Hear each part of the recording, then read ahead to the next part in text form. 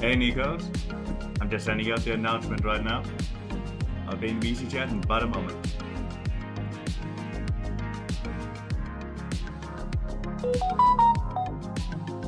Thank you for that phone. I'm certain my audience appreciated that. And they definitely appreciated that one too. Yep. Thank you. Don't worry boys, I'll get right on silencing that one.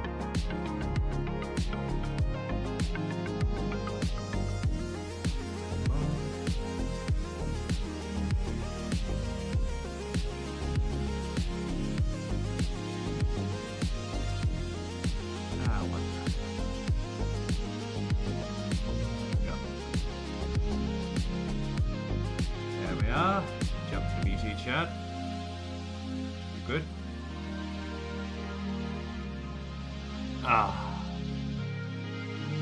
Right. I need to get that tier list too, don't I?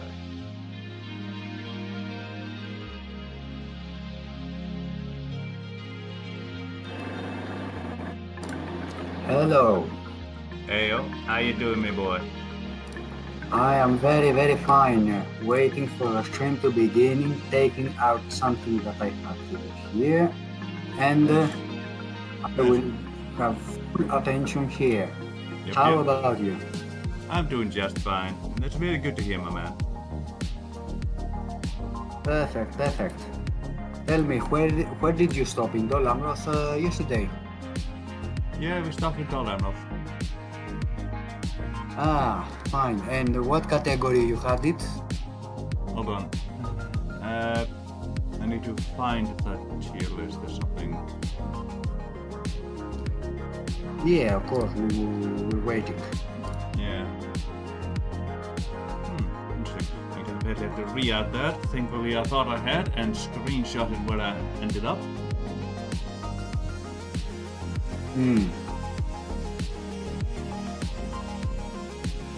There we go. Yes, Dolamroth ended in the top of A. In the top of A, because of the cavalry post. Yeah.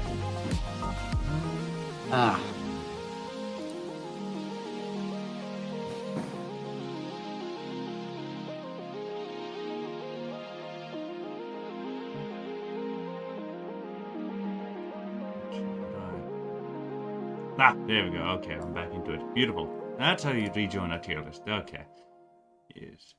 I'm just figuring out how the whole site functions. I am waiting for the stream to start again to have the image as well. Yeah. I'll start in a moment. I'm just re-adding the Rhûn and Dolamroth apparently. Yeah, man. Yeah. There we go.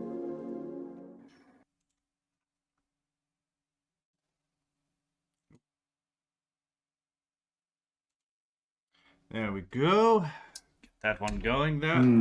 Yep. Beautiful. And here we are, yes. Hey Quintus. How you doing, me boy?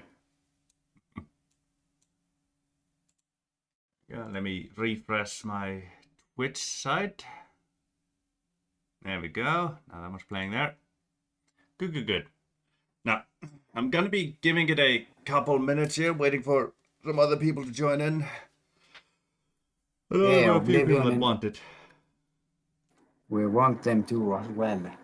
We had a great fun yesterday discussing these things. Hey, Seven. How are you? Hey, Savvy. How you doing, me girl? Oh, it's wonderful to have you here.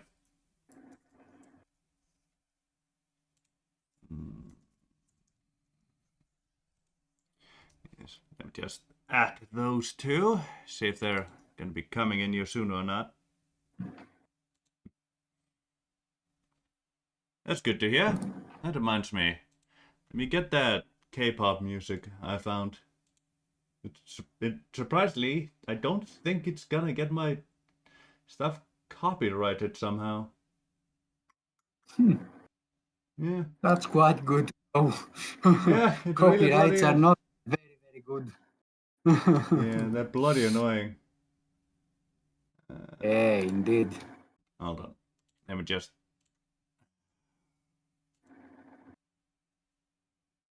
Ooh, that's good to hear. Good to hear, Quintus. Pasta's always beautiful. Let's see. Very good. Yes, I think it was on this one where I popped in there. Was it?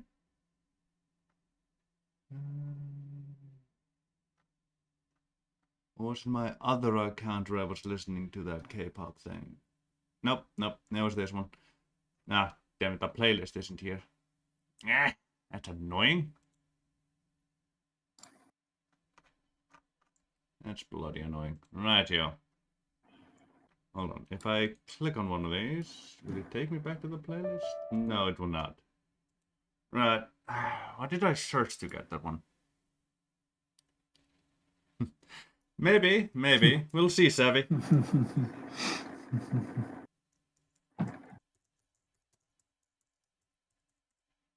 I think it was royalty free K-pop.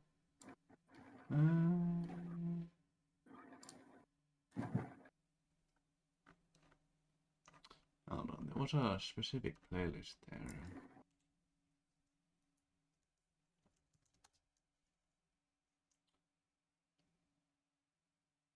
Ah, there we go. That was the playlist. So that little... we listen to a bit of it, so let's put it on shuffle and repeat. There we go.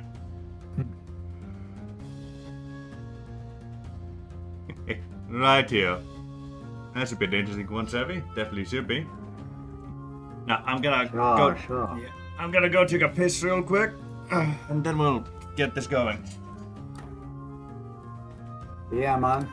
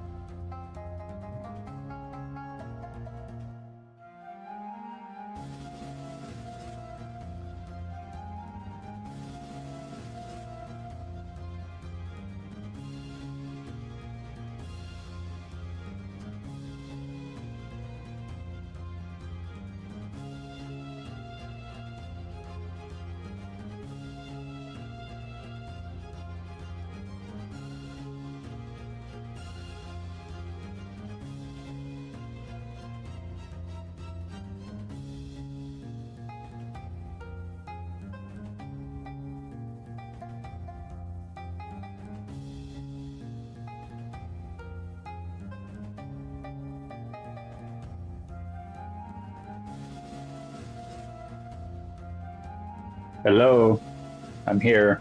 Hey, Ozark. Welcome. How are ya? Doing fine. I was just on Elden Ring with a friend, playing with him. Ah, good. I am just looking something around until it finishes so that when Garwin returns, we have our very, very good stream. Hey guys, Hey, Mendes. how are you Oh, doing? yeah. Doing Very fine. How about you? Good myself. Eating some pasta with pesto right now. Good shit.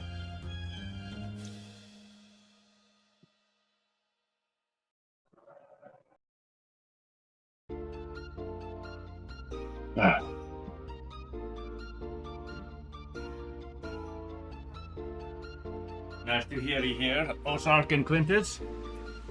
Hello. Yeah. There we go. Now let's get this going, shall we? Only Oblivion is Missing missing. Oblivion. Yeah, we're missing Oblivion, but I haven't gotten any word from him so far. And I won't be taking my piss, so he'll just have to catch up. Yeah. All this all for Yeah, 12 we will minutes. be able to inform him. Yes. And god damn it. I organized it. Okay, he'll have a bit more time. As my organization didn't stick for this one. Okay, I'll have to reorganize everything. I'm actually curious what you put where. Ah, I see. Yes, it's too messy. I feel. It was Yeah. Gondor. Then I remember. Yeah, I remember how it was. Just give me a moment. At least I think I remember how it was. No, it's pictures, not downloads. I didn't have it there. Oh well. I'll just go by memory then. Let's see. There was somewhere over there. Let's see, where was... There's the Dunedain. Where'd you go? There you are. Let's see... Yes. You there. No, that's the new Linden, if I remember right. Yep. Yes. Ah, there you are. Let's see. You're split between Northmen and... Yes, yeah, you're elves. Let's see. Let's go middlemen over here. Get the Northmen over here. There we go. And the Anduin's part of the Northmen. Have you there? So yes, the evil men came after there then. So let's get Kant. There we go. Rhûn. We have Harad. Go, the eastern southern factions. We have those, then come the elves. Stervinians over there. So we have, let's see, in Ladris, we have Linden. No, that's good. Orion. There we go. The woodland around here. You down here. Then you end here. Then you're the Noldor Kingdom with Ladris. You're the Noldor Kingdom with Linden. There we go. There we go. It only took about 2 minutes. Okay. Yeah. I shall.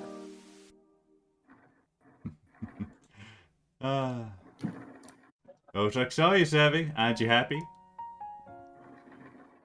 Ah, there we go. Have that open on the side. I'm gonna give her a head pass.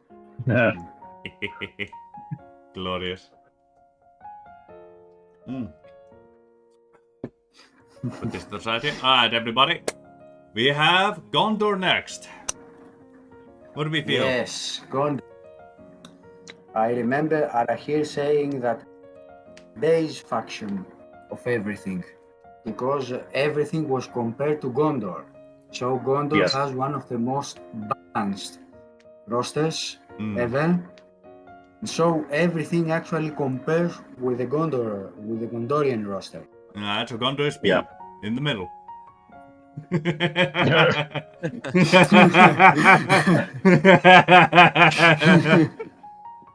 Of course, I they're think savage. Gondor has one. I think Gondor has one of the most balanced rosters. It's got a Yes, little bit of that's everything. true. Yeah. And It's remember, got for good V2, we'll teams. have True. Gondor at War units and roster. Yeah. Alright. So, now let's go one by one then here. Let's see, Nikos, have you said your entire thing you want to say about Gondor? Well, I was thinking about Gondor. I wanted to say that Gondor is a jack of all trades, actually, but they don't tell on something like saying they have archers, they have infantry, they have cavalry, they have something. It is actually a jack of all trades, not the first, but close to the first, among the top 3 or 5 regarding. They lack a bit of cavalry, however, where they excel is actually their defense. It's a defensive faction. Mm-hmm. It has Right. one of the most advanced cities, castles, etc., especially Gondor proper, as we can say. So I believe it is a very good faction to have, very reminiscent, A-tier, possibly not as close to Dol Amroth or Isengard, but very close to them. I would say even very close to the Doorhands. You have also the Trebuchet. That's The true. Trebuchet is Yeah, a the trebuchet. powerful Yeah. machine gun, Yeah. or siege machine, and it is really hard to break Gondor. They have a very good script as well, with Denethor Madness. They have Yeah. also reclamation stacks that are very, very powerful. I believe they get 2 before the Last Stand Army. They also have the Anduin. The Anduin is not easy to pass, even if you reach Trithos and Bad Harm. Yeah. So I would say they are high A. Okay. Ozark, your Close opinion? to the Alam. I'd say mid to high A for the reasons that Nikos had just given out. Like they're a jack of all trades. They don't have any uber elites that are comparable to, say, the dwarves or the elves. But besides the Athelian Rangers, but even them, they're not going to be outperforming any elven archers. But compared to Mordor, Well, they could compared outperform to Lindon archers. yeah, okay, I don't know. I did Tier, not because know the that. higher tier, I suppose forget it. Well, yeah, because they haven't been So- in, they haven't been in the game since like DAC 2.0. So Yeah. Like, or something like that. I don't yeah, remember. Like basically, Yeah, Athelian you're right, Rangers, they won't really outperform any Elven archers except for the very lowest tier of them, if you conclude all the Yeah. Elven factions together. They have the highest. They have the highest accuracy out of all human archers. I think. I think it's I don't know Bard if or you. Dunedain. I don't know. It is one of the two. Yeah. I think Dunedain are better. Yeah. I also believe so. Okay, But so then they best armor for archers, I would say. for their mainline archers. Yeah, I can see Yes. that for the mainline archers. The The Gondor Gondorian. archers have really Not good for the armor. Rangers. No, Rangers don't Yes. have the best armor archers, but Gondor archers, I can see the argument. They have a lot of good custom generals. Oh yeah. For example, That's Forlong, yeah, Boromir, that's Faramir. Is Istion still a Gondorian general? And also the mid-tier generals like Hirluin, for example. Hirluin of Pinafgelin. Yeah. Has Yeah, Pinafgelin Herluin's really good. cavalry fast. Istion with Royal Swan Guard. Yeah, the Blackroot Vale archer with Blackroot Vale archers, they're pretty good. Yes. And Yeah. people always shit on this boy. I don't remember his name, but it's the one with the pikes, not the Gondorian pikes, but the Unfalas pikeman general. People always shit on him, but he is. Laskil. Yeah, Oh, but he is he's in, surprisingly clutch. You know why? Because the general with the pike unit will die probably very quickly. Yeah, but Yes. that's mainly because people are stupid. I mean, yes, but also the general is in the front. Yes, Yeah. but at the same time, people know he's in the front and never take that into account. They just play him like they do any other spear boy, but don't think to go, alright, he is a pike boy, his general's in the front, I need to think about that fact. They instead go, alright, he's a pike boy, I'll just send him in there. Fair argument. Yeah. Yeah. That is It's a fair user argument. error, not faction error. Yeah, of course. Though I will say that pikes need officers. But honestly, the Yes. biggest selling point on Gondor is a trebuchet, to be honest. Well, I can see why, but like, if you've seen my streams, you know, on some of my campaigns, you know I don't really ever build the siege building as any faction. I Yes, build siege very good. for flavor in my armies because I need at least a couple of siege engines. Yeah, like it's very Whether it's handy and it's very catapults, good, ballistas, and or I do trebuchets. see the use for it. Like if I have a siege building, I'm gonna be making trebuchets and ballistas. It's just I can't in my mind justify building a siege building over any of the other buildings I need to build because I'm always pressured everywhere, and I can't justify Right. spending the money and Trebuchets time. are perfect for defenses. Oh, absolutely they are. Yes. God, they're beautiful for Because defenses. unlike catapults, trebuchets can shoot over walls. Oh yeah, like I've used trebuchets as Gondor, like in a but that's really because I was playing defensive Gondor and wasn't expanding and using money on that. I was just building everything up. I love those trebuchets as Gondor. Defending against an like having them in Minas Morgul is clutch. Yeah. Other thing that Gondor has to take into account before saying anything is that Gondor has actually 3 enemies. One enemy is Mordor, we know that. Mhm. The other is High, especially if they go nearby. And the third one is the Anduin.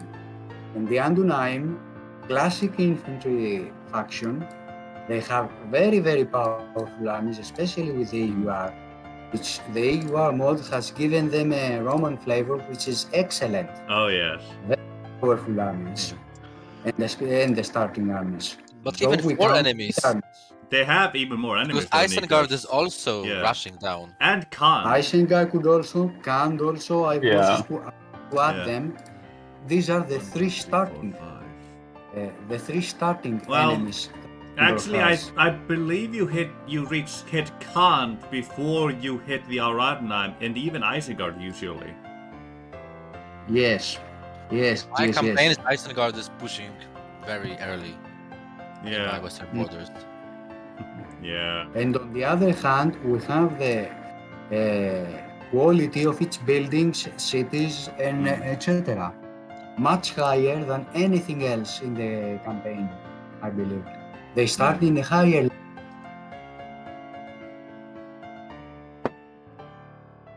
So yeah, I think I'd say mid to high A.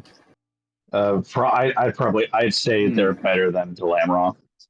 Yeah. Like they Because have Dalamroth has everything Dalamroth has. It's just they don't have it as readily available.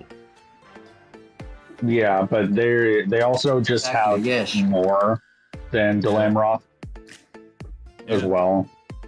Yeah, you're absolutely right about that. Because Dalamroth would need the Fief building in Dalamroth, while while Gondor can just recruit them anyway.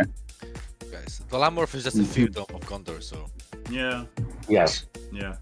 Yes, indeed. Yeah. Like We in the- put okay, so I don't know if you were there, Ventus, but we put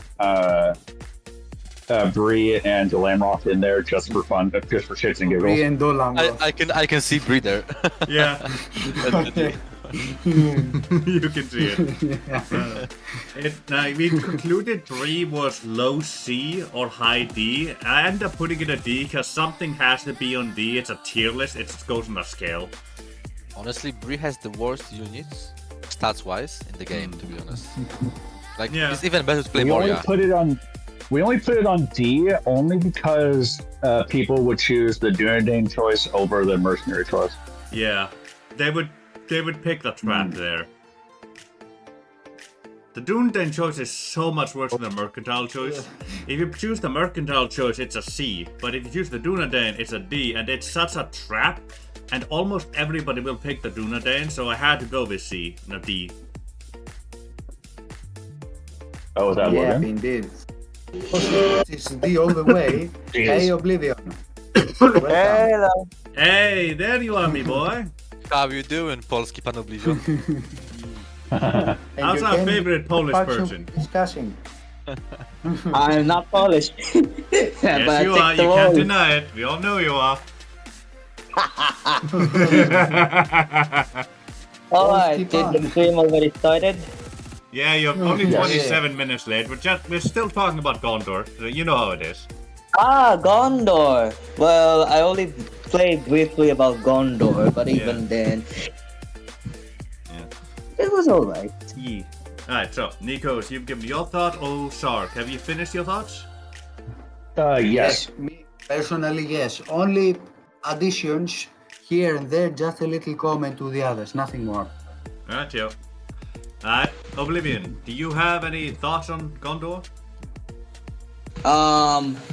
If I were to solely focus on EUR Gondor, then I'm gonna be honest with you, I didn't play much to Gondor, mostly because I have a skill issue, but I know how to play Gondor.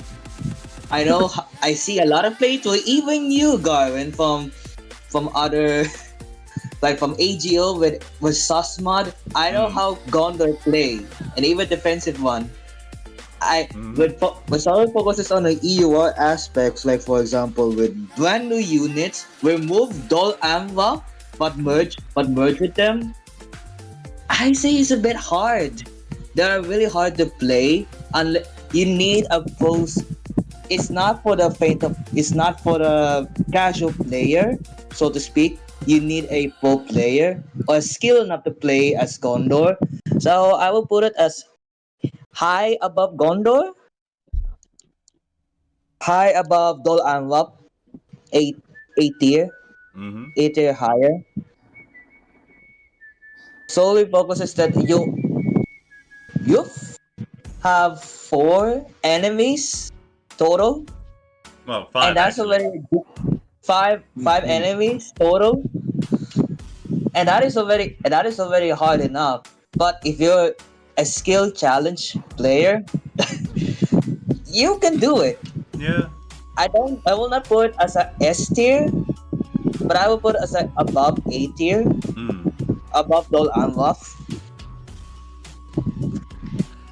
Well, I just realized you can actually have 6 enemies if Enedwith joins the fun. Ah yes. Yeah, yeah. If you're not ally with them, Hey, if you're not ally with them, Yeah. and they act. It's gonna be pain in the ass if you try to make the enemy try to rush it just to take long Angren, which it almost close. That is what Argument did, but I tried to stop him in YouTube comments and it prevented because I will not want him to suffer facing against Enet Wave. Yeah. They're such a pain in the ass to fight, man. Oh, so many javelins. Enet Wave are just essentially Fucking fisherman. goblins, but human form. And Yeah. they're much pain in the ass. Yeah. And they're AP. Mm. Oh, you Oh, got I still say that the Enedwith is missing that script where it has a it has a chance to just ally with Dunland and Isengard. Because it adds, Yes. it makes it You really know what interesting. are they missing? Yeah. They are missing being removed from the game. Yeah, you say that, but I like Enedwith, man. They're surprisingly fun. Like, sure, you say they're Yeah, just I really fishermen, like but Enedwith, it's too. the clans, but it's all the clans in that area uniting together to basically go, we don't want to join Saruman, man. Okay, my issue with the faction is that they always build a big empire. Always, no matter what we do, no matter how hard we do it for them, they always make the biggest empire in the game. Mm-hmm.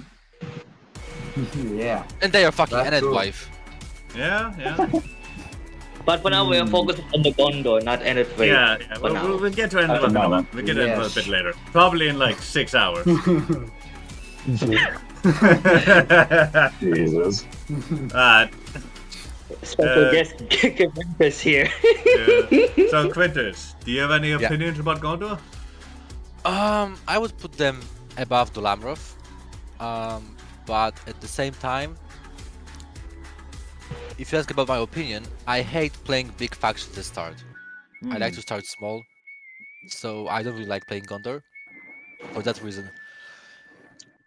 But yeah, they are stronger than Alamar for sure. I agree with Coventus. The only reason I don't like playing as big faction as well, Yeah. like Gondor. I actually don't mind playing at big factions. My only problem is that I have skill issue. That's hinder me. That is why I don't play much Gondor. Yeah, I can definitely see it. Like, me myself, I prefer smaller factions. I don't mind playing bigger ones, but I think twice before clicking on them. I like to start small, you know? Yeah, It's way more fun. it usually is, yeah. Like, by the time you get big and stable, it kind of loses most of its charm, because that point is like, unless I make a repeat of horrible mistakes, I'm just gonna win.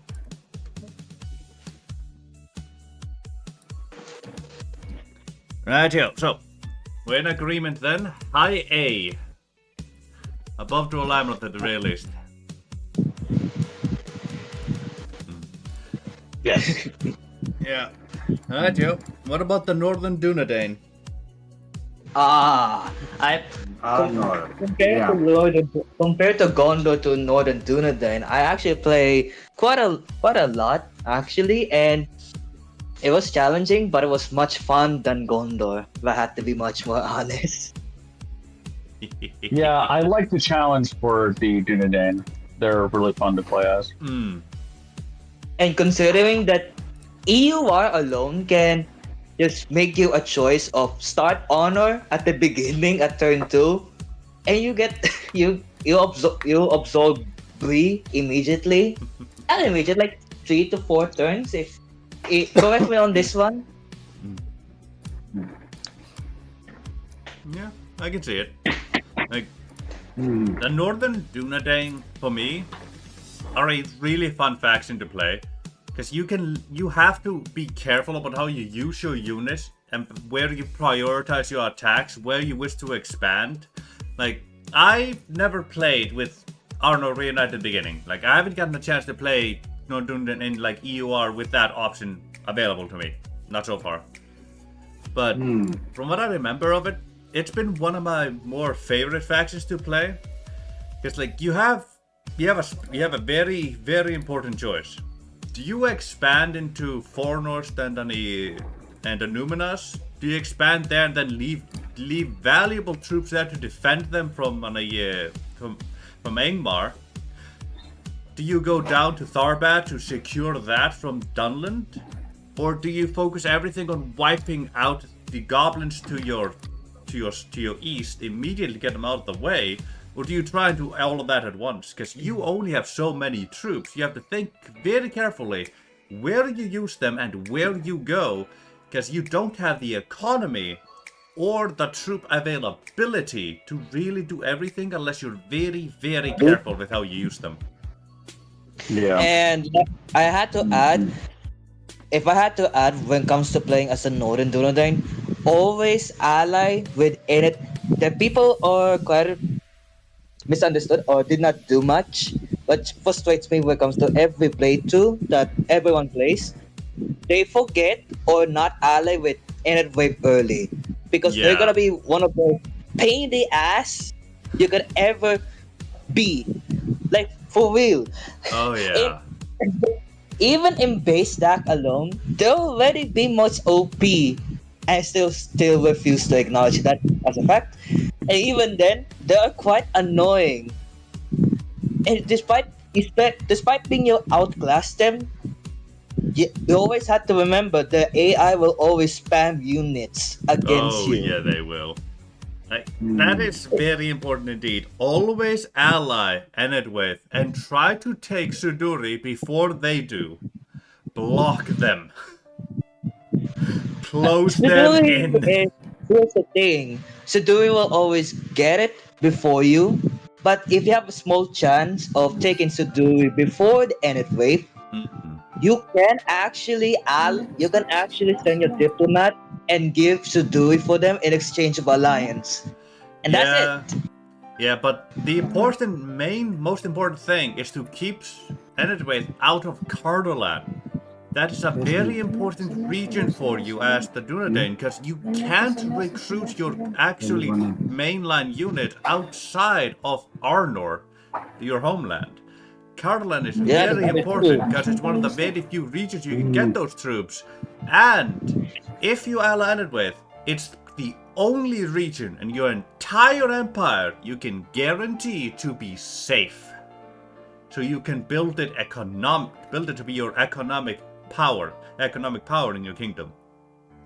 Plus, NF when you play as Northern Dunedain, NF will be the buffer from the south that will took the brunt against Isengard and Dunland.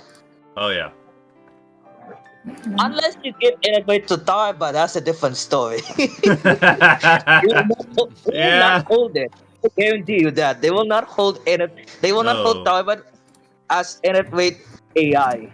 They will not hold Tharbad unless you give them 2 other settlements inside of Dunland leading right to it. But at that point, they're not holding Tharbad, they're holding Dunland. Yep.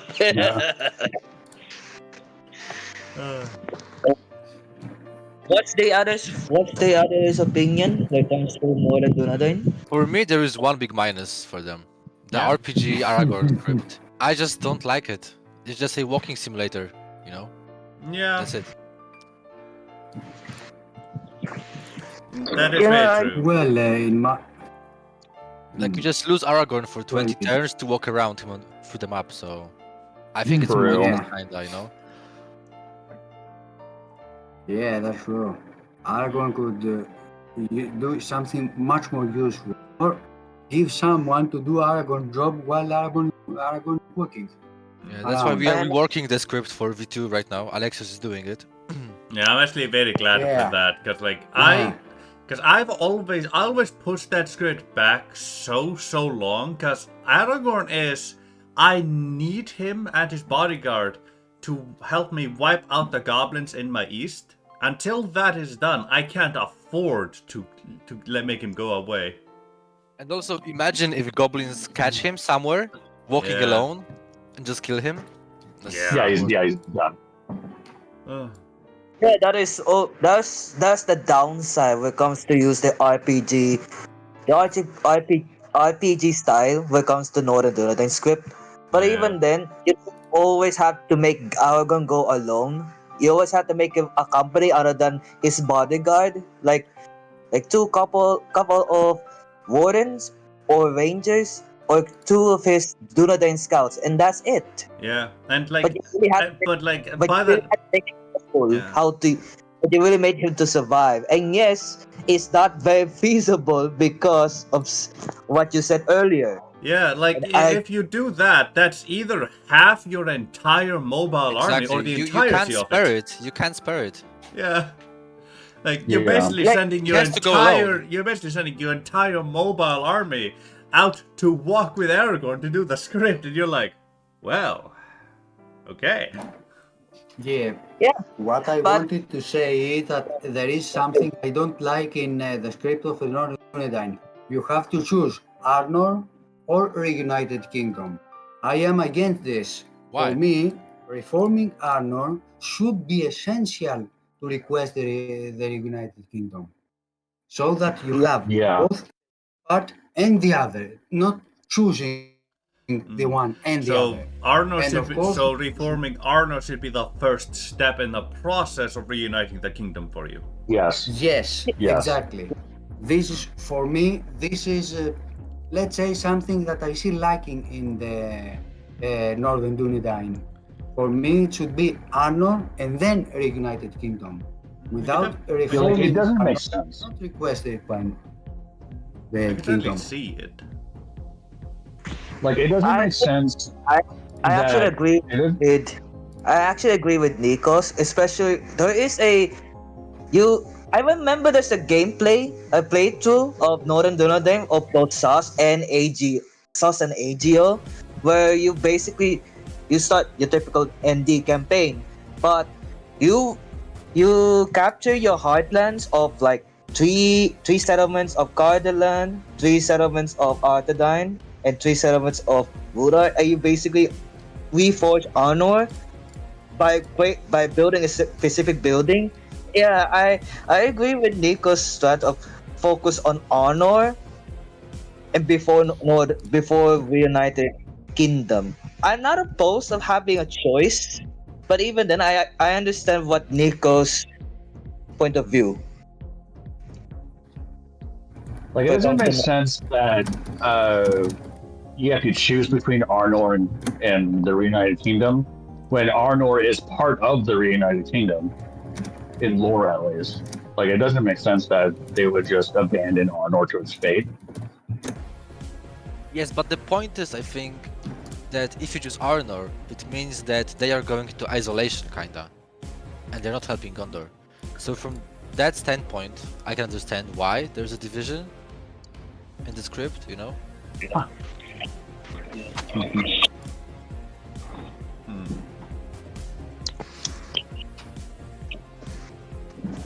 Script, yeah. Lore, no, really.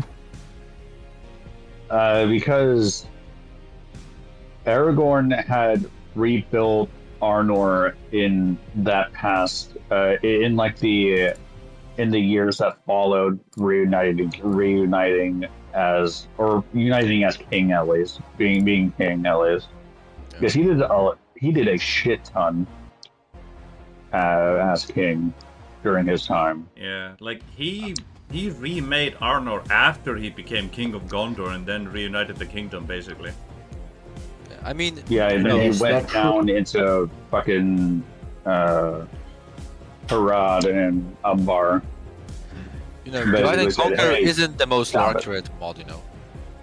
Yeah. I know. Yeah, the game is trying. I think The people, mod is trying to be lore friendly without stretching to be as lore unfriendly.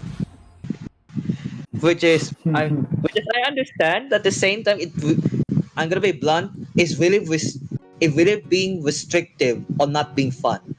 You can make us fun by being lore friendly. But at the end of the day, it's a bloody game, not a damn book. Yeah. That's true. If And adding those factions, you get somehow being close to lore friendly as possible, of course. Because if we go as it is the book, then give the ring to Frodo and simply send Frodo to Mount Doom. Where is the army? Where is the tactics? This is a strategy game. It is Yeah. not a spying RPG game, or else better make an RPG game. Here you are. However, this is a strategy game. So you have the yes, faction, and you total have the settings, economy, yes. you have the army, you have the strategy. You have to balance things. This is the game. This is the nature of the game. Just like That's Battle why for Middle actually Earth we are wasn't that forced lore to do it. accurate, but it was Yeah. fun, you know. Yeah. But at the same time, we Yeah. also need to keep lore a little in mind, because otherwise, Yeah. why not give the Yeah. Gondorian space guns? No, Laser yeah, of gun, you know? course. There is a fine line, and you Yeah. can't cross it. There's a fine line that you always have to be careful not to cross. I mean, in my mod, we Exactly. are sometimes maybe crossing it too much, Mm. but at the same time, our lore is the books, the movies, and games. Yeah. So we are trying to Yes, combine that, you know. exactly. Yeah. Basically, you're Because trying to combine AGO is the most lore-friendly mod, so why would we do the same? It doesn't make Yeah. sense. Like, know. if you want 100% lore accuracy, go with AGO. Though AGO is Plus, more it really movie restricted accurate them. than book accurate. If it was completely book accurate, there would be no plate mail anywhere, and no crossbows either. Exactly. Yeah. Yes, I agree with this. Tolkien speaks only of Actually, scale armor and leather Numenorians armor, nothing had more. crossbows. What? That Numenorians had crossbows, They actually. did? Yeah, look, you can look it up. They just didn't use it for battle, but for hunting. Interesting. Okay, if Numenoids that really does have crossbows, then why the hell did I not see any single Numenorians having crossbows from three Numenorians, I Numenorians believe from they had steel bows. Hold on, Northern hold Gondor on. and Gondor. Where the hell am I gonna find the crossbows? Hold on. If they Hunting. used to have one, that's Oblivion? if you Oblivion. Oblivion. Quiet for a moment. Crossbows Oh, are only known to have been mentioned once in the stories about Arda as a weapon devised by the Númenóreans. While used in particular to shoot predatory birds, crossbows appear to also have found other uses in Númenor. They were not war crossbows. They were not used for just war. hunting. Yes. Yeah, just hunting. Hunting bows, yeah. Yeah. Hunting. Oh, alright, thank you for convincing me that. But even then, it still doesn't make sense to me that only just no crossbows at all. Well, in this situation, this situation is basically Númenóreans were the first ones to invent crossbows, but because of how long it takes to reload them and whatnot, and they already had really powerful steel bows and stuff like that, they didn't see a purpose to investing the technology and the material needed to make them what you need for war, so they just used them for hunting. Exactly. Yes. So it didn't advance into what we later had, because remember, like, you still had bows alongside guns for hundreds of years before they were eventually put away, and crossbows were even still there as well. Hey, Bender Bendy, how you doing, me boy?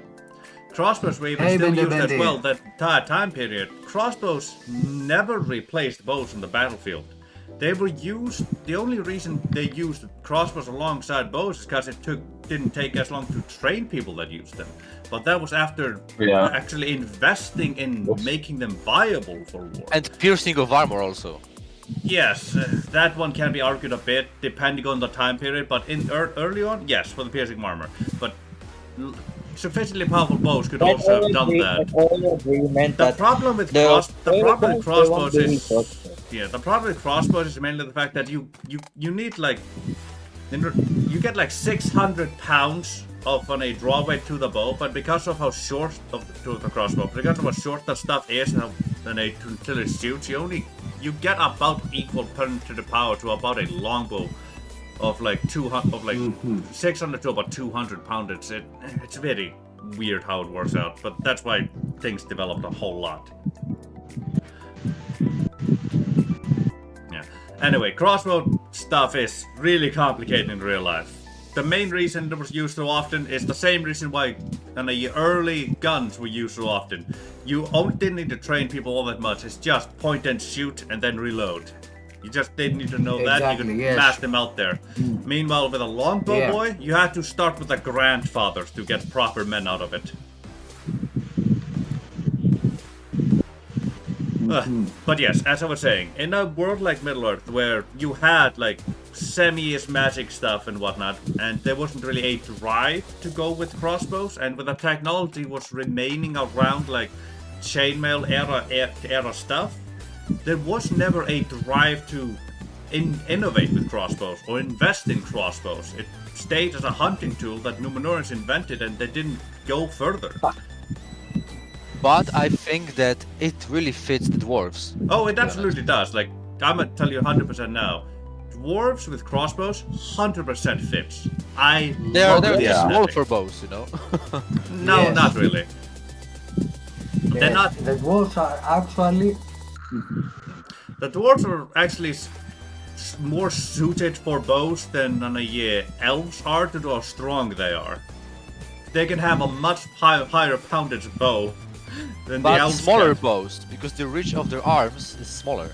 Yeah, but you're thinking of long bows and not looking at composite bows. Composite bows can have the power of a longbow in a much smaller frame. Yes. But is it a composite bow exclusively like Khanites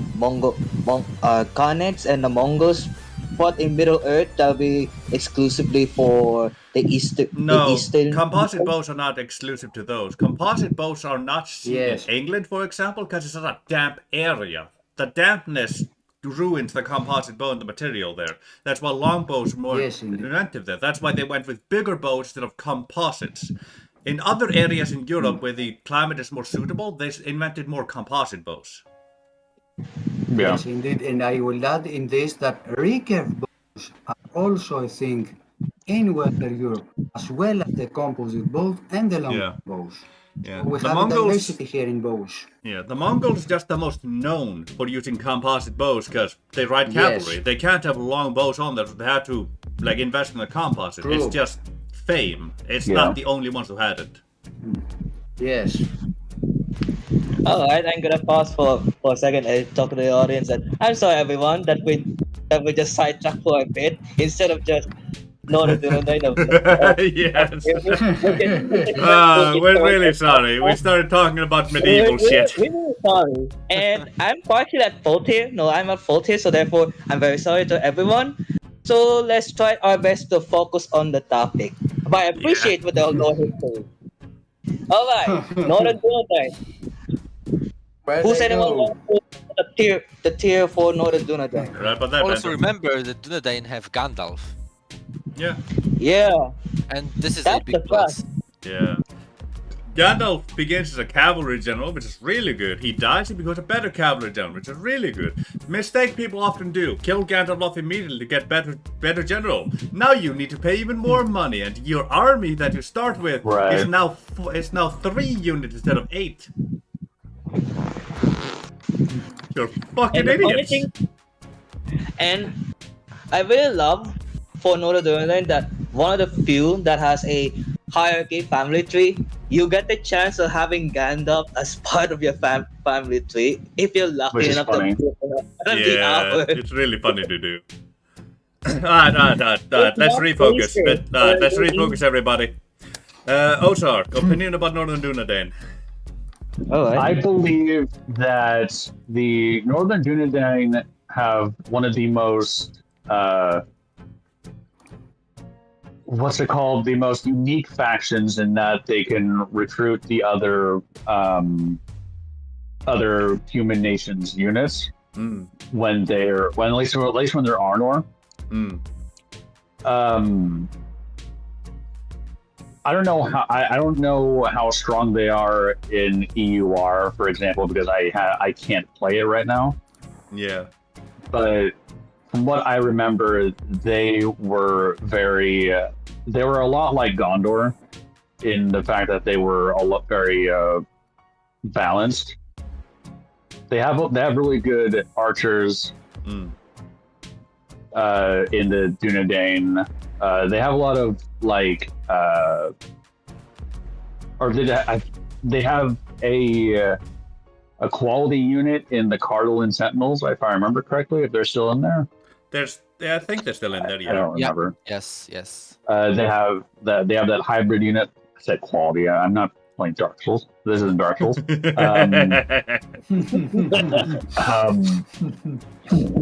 I'd say that they are they're either at the top of A tier or the bottom of S tier in terms of their variety of units and their quality of units, because none of their units are bad. I think they're S They're tier either because the tier they're 1 is very- on the level of tier 2 of their factions. yeah. Yeah. Their units are either really good or they're not really good, but they're either really decent or very, very good. Well, Bender Bandy, if you think that Dunedain are weak, then you don't know how to play them.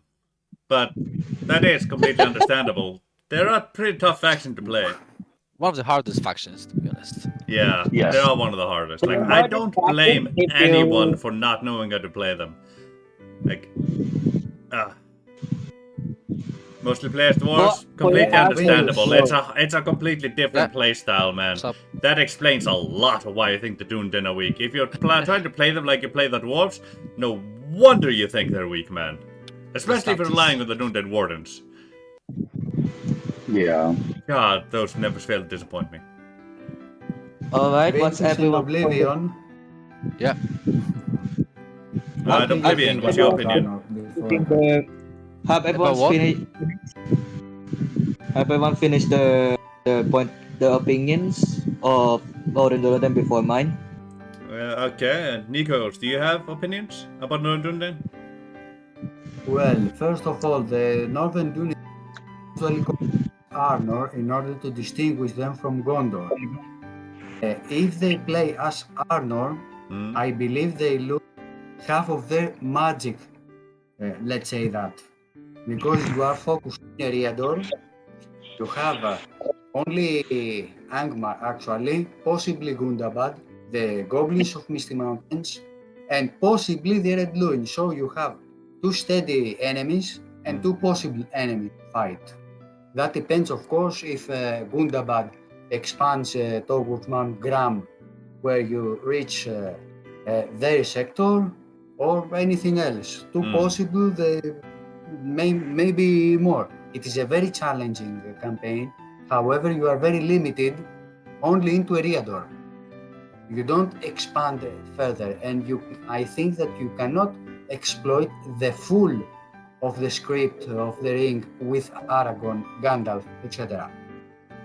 So for me, playing as Arnor with Northern Dunedain is not the best option, but playing as the Reunited Kingdom, where you also have the expedition south to Gondor and unite the 2 realms, this is more challenging because you can add more in the frame, actually. You can add more fronts. And of course, we have to take under our estimation that Arnor and Gondor, the Reunited Kingdom, is the next superpower of the game, actually. Lore-wise, game-wise, with the script and everything. The script of... excuse me. The script is... Okay, I'll be right back, guys. Because, in my opinion, we should complete Arnor first before the United Kingdom. For me, the choice is nothing. The armies now, they are archer focused, they have pretty good armor, they have pretty good AP value as well, because they have to counter Angmar, which has armor, and they have quite good cavalry, but they start very low, and you need time to survive in order to make them in their true potential. So I believe that with the script, the uniqueness, the beacon system, and everything that has, I mostly agree with Oblivion lowest tier perhaps, rather than top 8 tier for the Northern Lunar. Alright, now I think it's my turn. Oh, alright. I'm gonna be honest with you, since I played Northern Dunedain about 2 to 3 times, and I say, if you really want to tier them based on their choice, if you play as Arnor, like, I understand that I understand and accept Kavinter said, playing as Arnor is like you're being isolationist. And there are pros and cons when you do either those choice. One, if you pick as Arnor, you will still retain the Beacon of Hope system once you only get a limited one, but not the high tier. But when you do the reunited one, you'll get the semi-high tier units from other human factions, including the evil ones. And not only that, they are well balanced. In my opinion, they're well balanced of a faction.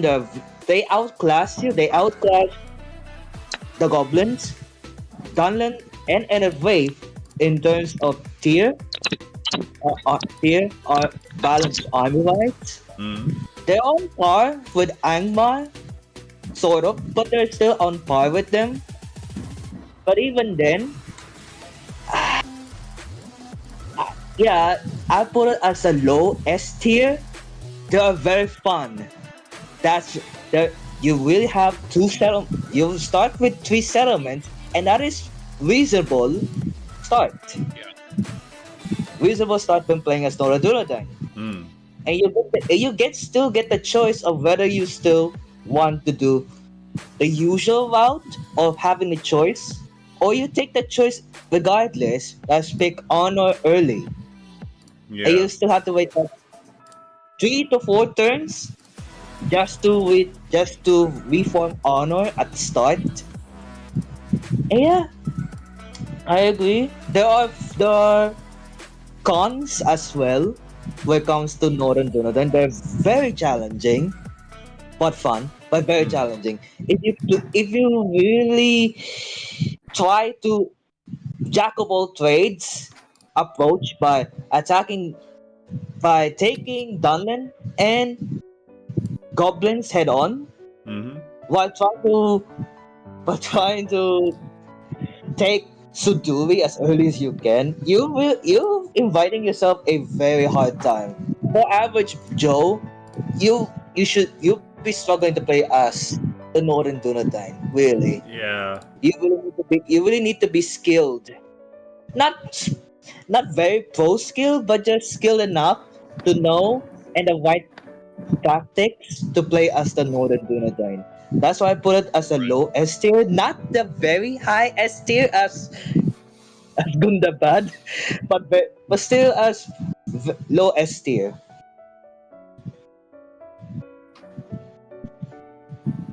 Okay. So we almost all agree. It seems so. Interesting. I would put them behind Gundabad, to be honest, as a second. Second. Second from F tier, eh? What's Yeah, your yeah. reasoning for that? Because they are basically a faction that can boast all of Gondor's roster, a lot of units from human factions. They have their tier 1 basically equals other factions tier 2. They have Gandalf, who's a Maiar and is a very powerful general. Aragorn, they can form RK. I think that they are really powerful and underrated, to be honest, when it comes to power balance and ratings. Like in the late game, they are too strong, to be honest. Right. I forgot to mention as well that when you, ironically enough or funny enough, when you play as Northern Dunedain and somehow the goblins take Imladris, you do get the elves, but only high elves low tier 1, and that's it. And also the Army of the Dead. Yeah. Then again, you can only Oh, use yeah, the we're Army not of the talking Dead for about 3 battles. Yes, Yeah, if you're it's very not- lucky yeah, those- enough to have him as part of the family tree and keep him alive. But the free If battles you're are lucky enough. basically free cities, like free cities. Yeah. Yeah. Or 3 really important battles. Yeah. It can be either one. And hold on, let me see. I need to look at the chat here. It's very active. B Powers unit. Bender Bendy voiced the Goblin and Downhand Dwarves. Now, if you're looking looking forward to a Blue Crag on the tier list, you're gonna have to watch the VOD. We've already rated Blue Crag.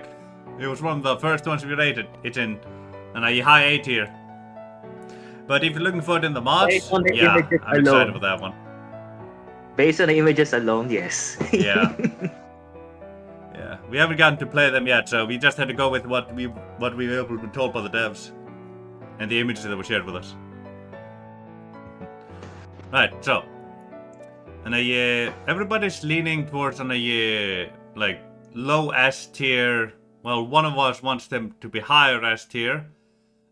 Then let's compare them here, yeah? How do we feel about the Northern Dunedain compared to Ered Luin? They're actually my favorite faction, Ered Luin, apart from Dominion. But I have to say, I would put ND above them. I'd say above Ered Luin as well. I like the ND more than Ered Luin, to be fair. While I agree with Cavintis and Ozark on putting higher than Ered Luin, at the same time, okay, fine. I'm also agree with them. I was about to say I'm a bit against since they're not to mention you forget they're dwarves. They can armor piercing with bolts and pikemen. So you can but even then I actually agree with the assessment in the end. Yeah. The Northern Dunedain does have very good armor piercing range in the form of steel bows. Yeah. Like, However, those are very much AOR. yeah. Very Like, rare. and the steel bows are a better armor piercing unit than the crossbows, but they are more restrictive Long range. and less available. They are just archers, but very elite. Yes. Yeah. But we also And do not Base forget heavy. the Sons of also Numenor. have Do not forget the Sons of counters. Numenor. You can also recruit them after you rebuild the House of the King, Mhm. and either choose Honor or Reunited Kingdom. You still get them, and they're Right about that, comparable. Bendy. They are comparable to Uber Elite of other factions. Alright, now continue, guys. Northern Dunedain tier 1 would smack ass if they fought against Eredlu in tier 1. Absolutely, they would, yeah. But always keep in mind, we're not just rating the strength of the faction, we're rating everything. Whether mainly from a player's perspective, how they are like to play, how good it is and all that jazz, the strength of the faction also. We're also keeping a little bit in mind how it is to play against them, but that's probably the smallest factor to this whole thing. Yep. Yeah. Alright, so with that in mind, Eredluin, Casa Doom, how do we compare the two? No, sorry, Northern Dunedain and Casa Doom. Tricky, because it's gonna be controversial. Like I say, they are equally on par. They're equally on par in terms of the height, in terms of tiers. Yes, you understandably you got Aragorn, you got Gandalf, and you got a bunch of advantages as well. But keep in mind, your Casa Doom they're the reason why there are defensive dwarves, for fuck's sake. Do not forget, they are very heavily on defensive, but do not. So I say they are very on par with the Dunedain, but they're only just restricted to the mountain battles. You rarely see them expand beyond Khazad-dûm. Benty has the right idea there. Casa Doom's entire faction is tanks. But not really high damage, to be honest. So Yeah, Yep. not the highest damage They now. they Out of all sacrifice the dwarves, they probably have the lowest damage, but they have I the don't most really armor. like to play them because of that. 'Cause I just Yeah, feel like my units stand and they don't die, but they don't kill also. So yeah, it's my kind of playstyle though. It's why Casa Doom is my favorite dwarven faction. Yep.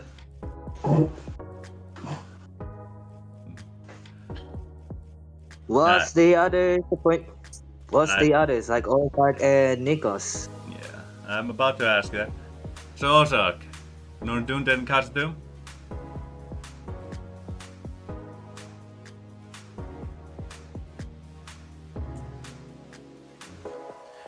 They endure just like our deeds. Ozark? Oh no, I think Oh, he's no. having a problem on this side. Yeah, that or he had to step away from what he wasn't able to say. Alright, Quintus, did you say your opinion?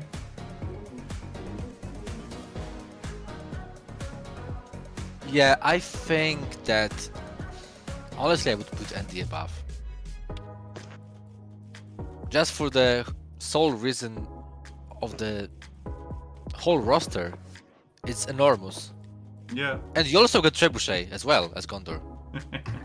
Yeah. To be Back. fair, all Numenoians get trebuchets. It's Yeah. just only our other 9 gets the trebuchet last. But you also have to take into account that if it comes into comparing artilleries, the dwarves and Casa Doom get that dwarven catapult, which that grape shot makes them a mortar whole shot lot more and grape useful. shot. Yes, mortar shot and grape shot. Yes, the bane of my existence, and I love it. I love it using it, but I hate it when they use it against me. Oh yeah. Us everyone. Hey, how you doing, Nikos? Welcome back. I'm Welcome fine. back, Nico. We were about to ask your opinion regarding will Northern Dunedain outrank Khazad-dûm in terms of tier list, or stay as it is?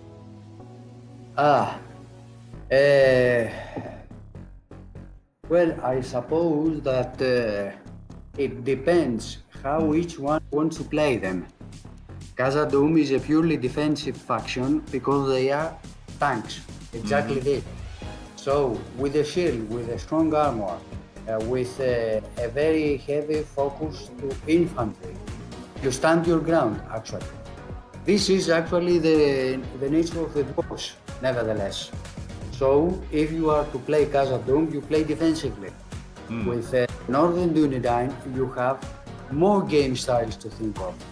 You play more aggressively, you can play archers, archers the main focus. However, Khazad-dûm has a much better economy because of the Mithril. And while the Northern Dunedain, you need time to survive in order to achieve their full potential. In Khazad-dûm, you have almost immediately. So the settlement quality is better with Khazad-dûm. Oh, yes, definitely is. Yes. Second, the script Okay, I'm back. Yeah. adds more flavor to the dwarves of Khazad-dûm, whereas in the Northern Dunedain you have the choice with the pros and cons, but you have to choose. Either you play isolationist or you play expansionist, or United Kingdom respectively. Nico's actually brought up a point I Khazad-dûm forgot. is over the Northern Dunedain. Yeah, Nico's actually What? brought up a point I forgot. Settlement quality. Yes, We forgot exactly. one thing, settlement That quality. was Go on, guys. I was referring when I said that you have the full potential for the beginning, whereas with the Northern Dunedain you have to wait and survive in order to achieve the full potential. Ozark, what about you? I think I already We're gave after my beautiful. stuff, didn't I? No, we're comparing. We're asking whether it should overtake Khazad-dûm right now. If they're over Khazad-dûm, they're not. They are not over Khazad-dûm. Yeah. I don't think. Yeah, like the settlement quality and the ease of the gameplay and all the start. Like if we take that into account as well, I'd say Rhûn then takes over Northern Dunedain also, because the Rhûn starting settlements are just so good. Like you can fund Yes, your. but they're also not as good as Khazad-dûm's one settlement. Yeah, like Khazad-dûm's one settlement can basically fund Khazad-dûm's entire military economy just from there. That goes without saying. That's insane. Yes. Rhûn's the three starting, and then if it takes Khazad-dûm with it, those 4 settlements alone can be the only settlements take the entire campaign, and then you can go on to win it with wiping out all your enemies from just there. You can't do that as the Northern Dunedain. No. Keep in mind, when it comes to quality settlement, when it comes to Northern Dunedain, you get 2 ruins. Yeah. 3 ruin settlements that are custom battle map. Yeah. Fornos, Numinous, and Amon Sul. 2 of them can be upgraded. 3 of them can be upgraded. Well, actually, you Sul technically can, get but- 4. You get Fornos, Numinas, Amon Sul, and Tharbad. Tharbad, yes. Yeah, though Tharbad's technically not a ruined settlement, it's ruined 3. bridge, but I same think I thing. forgot to add 3 if you take the honor route. Yeah, if you go Arnor, then you also get Bree. You get the Shire regions. Yeah. And the those are- Undertower. Yes. And Those are under really- and under towers. You can immediately get a seeing stone. Fun fact, when it comes to Seeing Stone, in lower versions of DAC, they used to give you a bunch of building reduction, like 90%, if I remember correctly. That was the lower version of DAC. It used to have that, but they changed it. Yeah. But they Yeah, they changed changed it. it. I think the change was for the better. Yes, Yeah. that was good, but I still miss it. I still Yeah. miss it. I can imagine why you miss it. Anyway, considering how much it changes where we place the faction, I added the Arnor start as its own thing. Oh, did you? Yeah, I've just added it now. Right, so Honor and so strictly the Northern Dunedain is representing us reunited, while Honor is separate. Got it. well, and the only reason I'm separating these two is because you can start as Arnor now.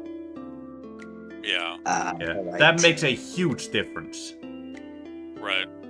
Yeah, like just the Northern Dunedain start alone, they're below Enedwith. It's just the settlement quality and the difficulty of the situation and the difficulty of the whole thing makes them below Enedwith. They have the potential to overtake them, but to start out with at the longest time, they're below it. If you take the Arnor start, you start above Enedwith, I'd say. You have a whole lot more settlements. You have a breadbasket properly protected inside yourself now that you can focus economy there. And you can actually maneuver your troops without getting stopped by Bree all the time. Right. So you're a lot better off now. So with that one, you are above Enedwith. But if you have the Arnor start, would you say you're above Casa Doom? Or are we still below it? I still say it's still below Casa Doom. Because at the end of the day, Casa Doom just being better is being better than Northern Dunedain and Honor combined. If we're talking about settlement quality as a whole, and also with their stats of being defensive dwarves faction as a whole. Yeah. That is Also, actually... Benji makes a good point. Yeah. With Blue Crag being added, Arnor may be a bit difficult considering that, there'll be a big threat over there now. Yep. But that I added think the difficulty. Arnor can take Yeah, them. I think Arnor can handle it. It's mainly the fact that you'll also have to deal with Orc the Misty Mountains and Egma at the same time now. You don't really have a buffer nation with you. But the High Elves, you should be able to use those to help you out. You might even be able to quickly take Basra Doom and give that to Ered Lewin to establish a buffer there if you need to give yourself time. I'm gonna stop you that.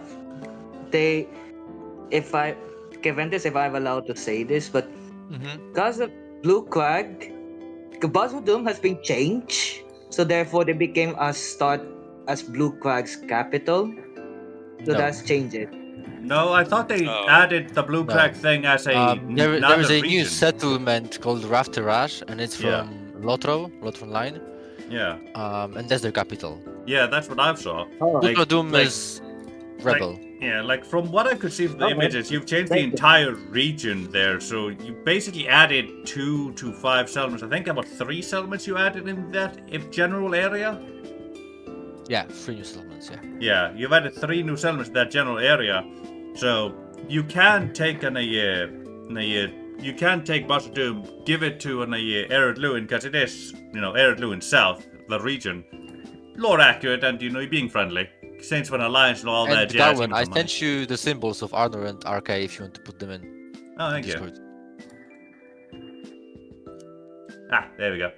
Open in browser. Thank you. I'm working with some hard parties here and there, A bit of fun. But yeah. And so you have ways to deal with Blue Crag, even to completely shut them out of your thought for a little bit while you buy yourself time, even if only to take out one threat and then focus back on them. And you also you do kind of hard counter Blue Crag in a way if the AI plays them.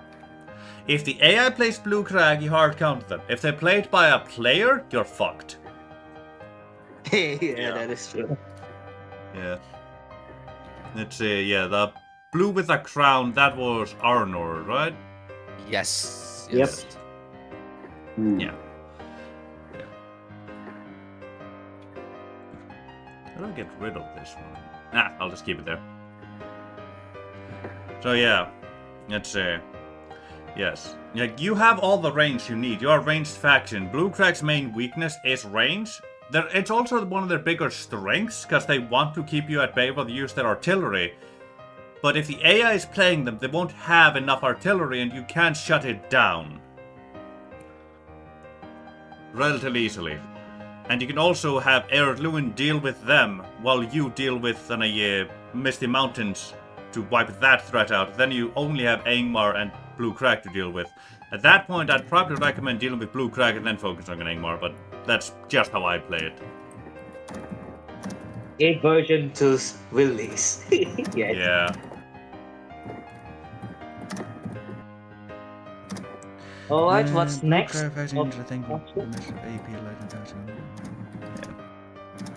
So, how do we feel about the Reunited Kingdom? Where do we want to place that one? That is challenging. It's challenging because Really I still stand by what I said regarding Casa Doom, but when it comes to the Reunited Kingdom, is a bit different since. Yeah, like there isn't a starting That's situation here. At this point, you've already basically secured Eriador. And not only that, And when Gondor. when it comes to Reunited Kingdom, you basically get all Gondor in terms of quality, region settlement quality as a whole. Yeah, like that's true. the Reunited Kingdom is a mid to late game faction appearance that you become, so we don't have a start to take into account. Like, at this point, you probably have at least like half of Arnor already taken, built it up relatively well, taken out 1 or 2 enemies up there, and then you get Gondor added onto you, and their situation is probably fucked, but you can handle it and take everything back. But also keep in mind, it depends on how Gondor will survive. If we talk about DAC, Gondor in DAC is not gonna survive much longer past 100 plus 120 plus turns. But when it comes to EUR, they're still surviving, but they will lose the following: Kaer Andros always first, Osgiliath East, Kaer Andros. They will also lose Minister. They will lose Minister, and then lastly, Osgiliath West. Ironically enough, out of all 3, Osgiliath West still survives. Yeah, it's before probably hilarious. the last to fall. Yeah, like it depends on how you play as Narun Dundan. You can reunite the kingdom probably around turn 50 or turn 100, depending on what kind of player you are. And depending how fast you are to expand, defeating your enemies. Yeah, and let's see, at turn 50, Gondor is probably still fine in EUR. As far as I'm aware, it usually is. Like, maybe it's lost Kaer Andros, maybe it's lost the end of Osgiliath, maybe the Minister is under threat, but usually Minister they're still holding by this point. Turn 100, it's a question. And then the Kant may have broken into the center of Gondor. Minister may have fallen, but usually nothing more than that's happened by turn 100. Or possibly you are in the feud, not in Gondor proper, as we say, but in the feuds. Yeah. So you have plenty of expansion just to plug in, throw Mordor back, and simply go on. Yeah. Like, for me, the United Kingdom is one of the very top factions to play. Like, for me. I'm gonna be honest, because it's a late game thing, and because of how strong you are likely to be when you get it, and the amount of strength you gain on top of it, I'm gonna put the Reunited Kingdom at the top of S tier right now. Yes, I agree. I agree, and let's not forget when it comes to Reunited Kingdom, the only downside when it comes to Reunited Kingdom, you are locked. You will lose the ability of Beacon of Hope system, but to replace that being, you're able to build a building called I forgot what the building called, but essentially you can you can recruit other human troops, but better. compared to the honor one. We still get you're right about that, Uh, Bender. this has to be an EUR in other cases. Yeah. That is where I agree with Garvin that one that we United Kingdom really are the late game. It's really Yes. impossible to put it's really impossible to put them in the early game since how the hell you gonna put we United Kingdom so early in the span of like what 30 turns. Yeah, like the only way to get Reunited Kingdom that early is just to cheat. If you want to start out Yep. at it, just cheat. Yeah, exactly. Yeah. Mm. Right, yeah. Ozar, are you in agreement?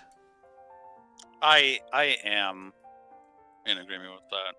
Okay. I think the Reunited Kingdom, once you get them, are just too powerful for their own good. Yeah. So they're just really OP, and you basically won the campaign by that point. Yeah, like by the time you get the Reunited Kingdom, it's kind of as a reward for winning the campaign. Yeah. Yep. And the downside that being depending how strong your economy as the United Kingdom, if you pace like 50 turns as a United Kingdom, if you're super early, you will suffer a lot of negative incomes. But Yeah. if it comes to 100 turns or above 100 turns, I say that is doable. Hmm. Doable when it comes to economy as the United Kingdom. Yeah. What about you, Quintus? Any thoughts? I honestly think that they are the most powerful faction in the game Yeah. because Okay. they have Oh. everything, bro, everything. Yeah.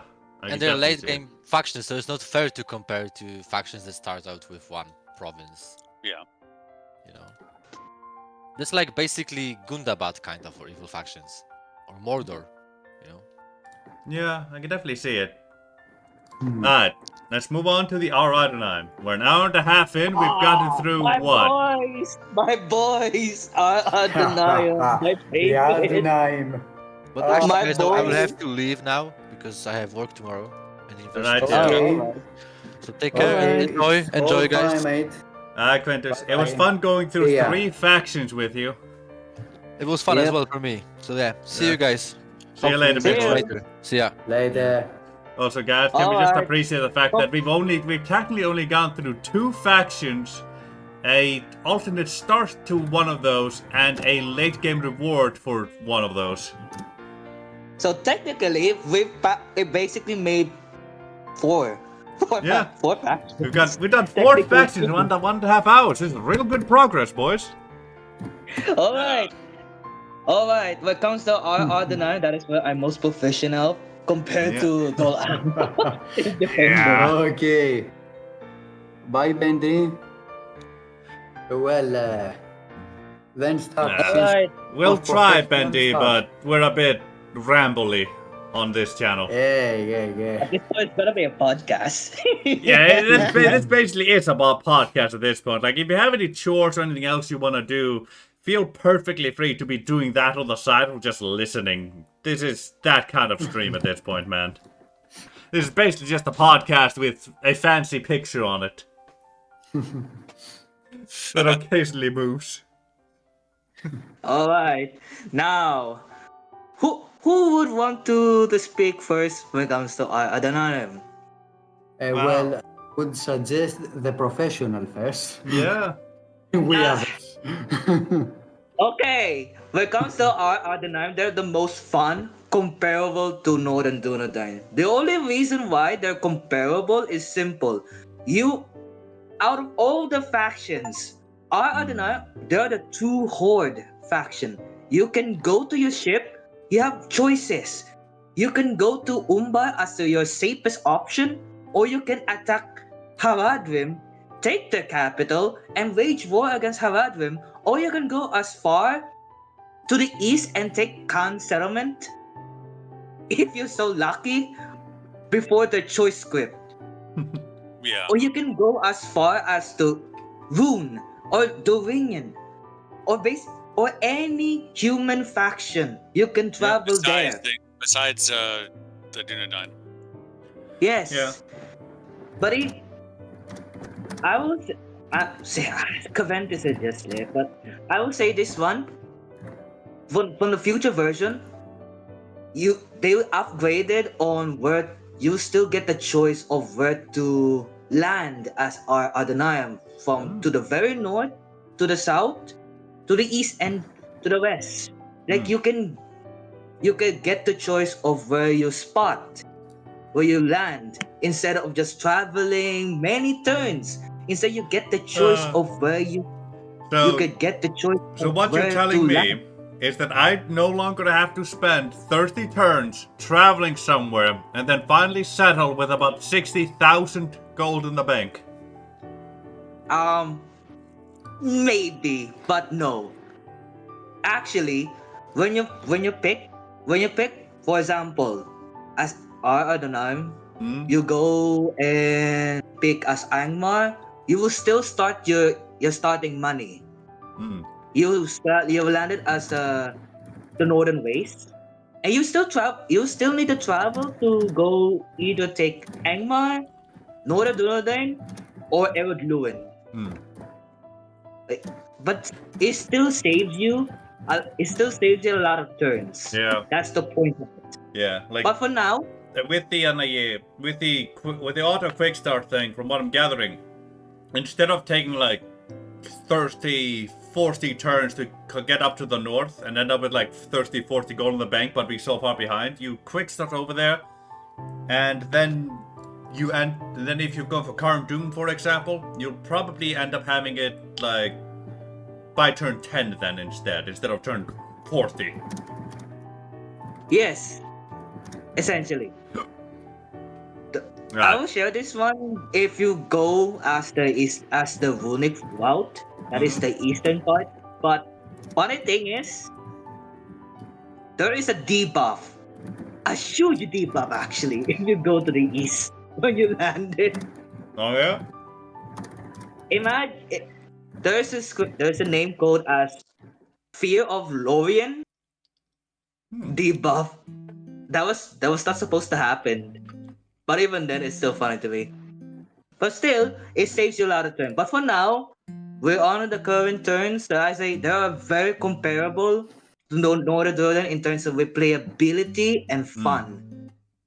And there are there are they have the auxiliary route. They have auxiliary training, just like the Northern Dunedain, just like a Northern Dunedain, but instead you just make them slaves. Like just leave it before the ox building miserable, the abysmal at best. And like imagine just you put an effort of going to Isengard with how many turns and take Eisen one and be classified as part of Enid Wave and Dunland. The first thing you recruit them, just the first building alone, more fishermen and Dunlanding cab. That's it. We have Yeah. if you upgrade this the auxiliary building, the second tier, it's abysmal. You get the same unit. That was Uh-huh. before the update. If now with the updated one, that is much more better. You will get as the ghost of the following. For example, just like I said earlier, but instead of Mordag, you get Dunlending crossbows, you get better cav, and you get the archers. While you also have Enid Wraith, javelins, the elite javelins, not uber elites, the the elite Mordags, and other Enid Wraith units. Same apply to every faction. In order to do that then as well, except you don't get the Rangers. And I understand it will be game breaking. Imagine you get Dunedain Rangers as Yeah, it'll be from something from, else. from Yeah. This so yes. will be deadly. And also remember Gimmelton having a custom bodyguard as the Dark Blades. You can also recruit them now as when you go as Angmar. when you recruit them as the ox building. Yes, is replayability good? Is fun? Heck yes. Unit wise, I say there are a bit of a heavy infantry focus. If we're talking about us, and if we're talking about DAC, when it comes to EUR, that's a bit different. They now have 3 cavalry. The bodyguard, instead of the infantry bodyguard, they are also became as horse bodyguard. And and that's it. You also get a choice actually by one-time choice. That being, you either get the ally Gondor and get the 3 elite units. Same applies to Mordor. However, if you, for example, I will not ally with you again and ally with Mordor, but I'm gonna ally with you again. You will not get them. It's a one-time only alliance. As I don't know. So therefore, you will not. So therefore, you should not break your alliance with either with Gondor or Mordor. You have to choose. You have to choose either be good as in, or be evil, and that's it. Yeah. For the tier list, I say they'll be comparable to Northern Dueling as low S tier. I can see it. Oh, sorry. In terms of the settlement quality, that's a big difference. Yeah, you can't really talk about settlement quality with the Aradnheim. Yes, because It if you depends really completely on where you want to go. yes, for example, if you want to go as far as go and land in Bree, you basically get the same argument when it comes to settlement quality as Honor. Yeah, and you can even have the same argument of the settlement quality as Casa Doom. You could just go and take it. Have that be your capital. Yes. Yeah. Yes, but and also when it comes to Ardana, they're the only faction that you can recruit many generals so long as you get the unique settlement and the capital. For example, Erebus, I can recruit generals. Isengard, I also recruit their generals. Finable, I recruit general as well. Essentially, you can get unlimited generals. Just it depends how many turns you're willing to wait. Yeah. And also conversion wise. But even then, you get more generals out of all the factions. But Yeah. in terms of recruitment wise. Yeah. You can So yeah. you can basically recruit eight general unit out of any faction starting capital. Yes, and only downside, it does not apply to Elven and Dwarven capital. It only need human capital. Even the orcs, you can't recruit your general. It has to be human settlement. Yeah, I can definitely see why. And also finally, you can also recruit the unique units like cavalry. Alright, I'm done with my assessment. Okay. My long rambling. Thank you, man. Yeah. Ozark. Very informative. Ozark, what are your thoughts? Fuck's sake. Okay. This is the we've been talking about this forever. Who are we talking about? The AA? The Aradnheim, yeah. Aradnheim. The boy that my Discord channel is themed after. Yeah. I would say that the Aradnheim has a stronger start than the Dunedain, the Andean Rangers at least. They can go anywhere they fucking want. It doesn't matter. Well, it does. Yeah. Well, even their Also, intended quote unquote start is better. Yeah, their Yes. intended startup. If we're just taking Umbar into account, Hmm. that is a stronger start than most factions in the game already. Oh yeah. It already has a port. It has the black. I It feel has the points, black. yes. As long as you don't sack it. Yeah, as long as you don't stack They it. couldn't make it Oh, indestructible. to be for fair, fuck's you can sake. build it anyway as the Ardenheim. It doesn't matter. Yeah, but like that is Um, a huge time investment. Well, even if you sack it, you don't. If you sack it as the AA, you don't keep the settlement. You go on. Oh, true. doesn't Yeah, yeah.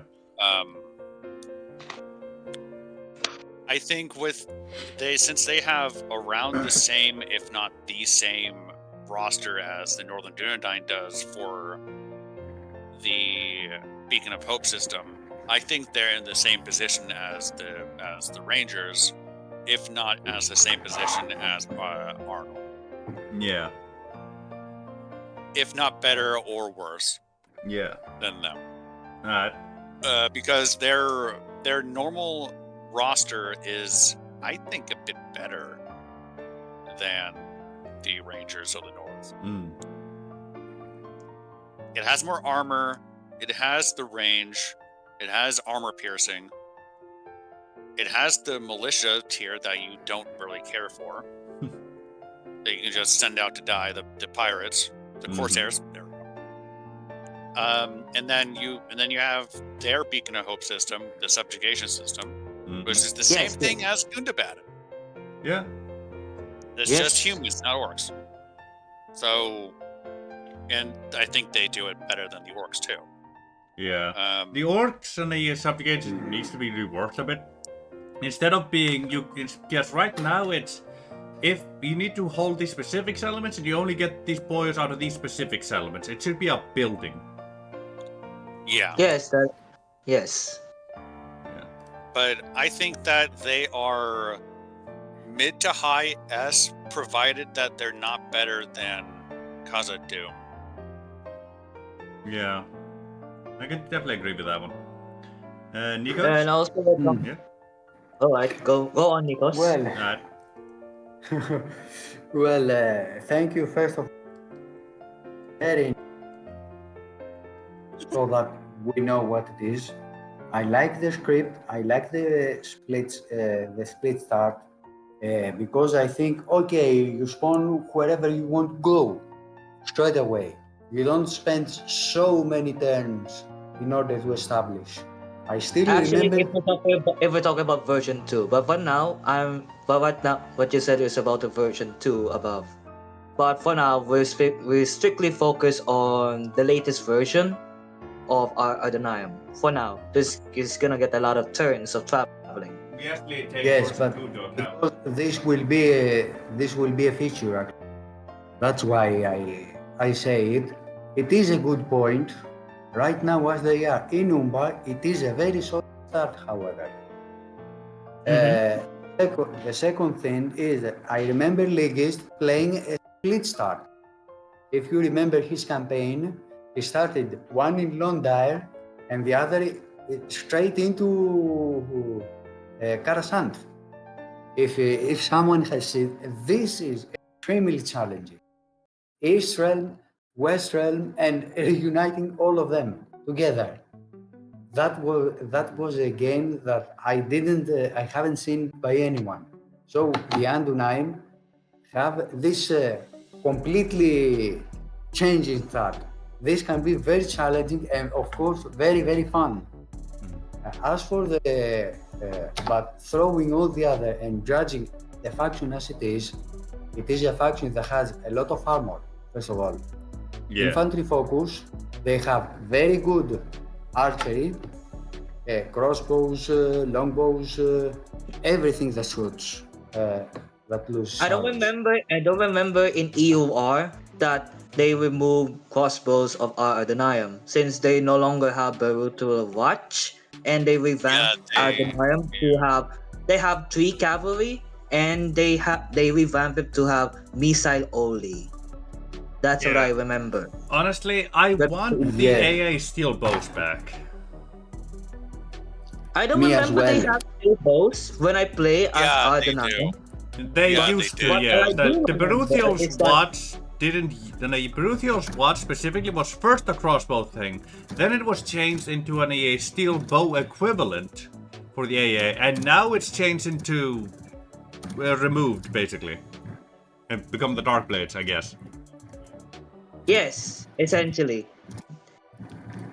Yeah. Before the revamp of the subjugation and the auxiliary, the auxiliary script, it used to be sucks. And you can't even recruit dark blades when you go in Angmar before they buff.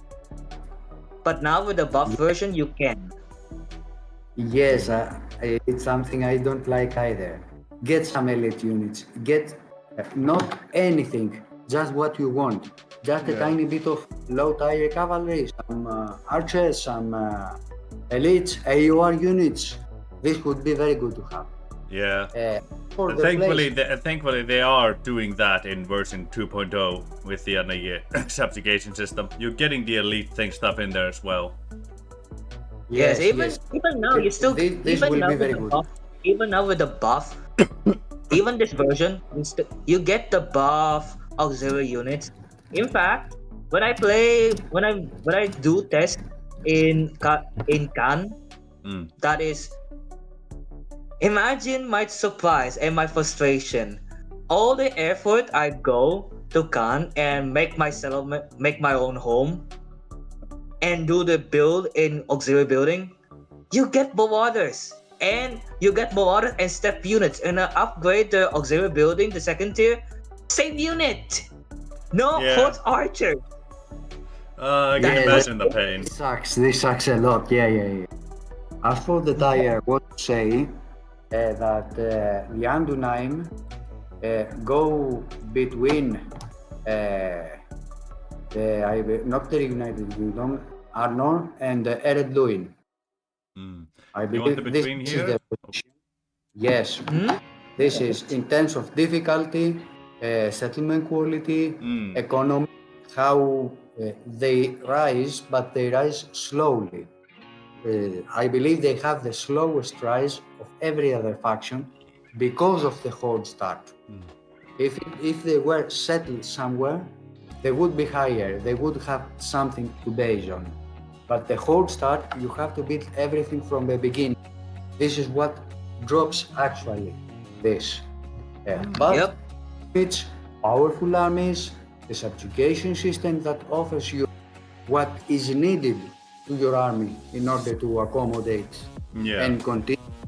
They can very easily be a superpower, especially if you drop them in a region where there is little or less armor, most possibly what we say as trash, not quality units, but trash. There they are power, definitely they become.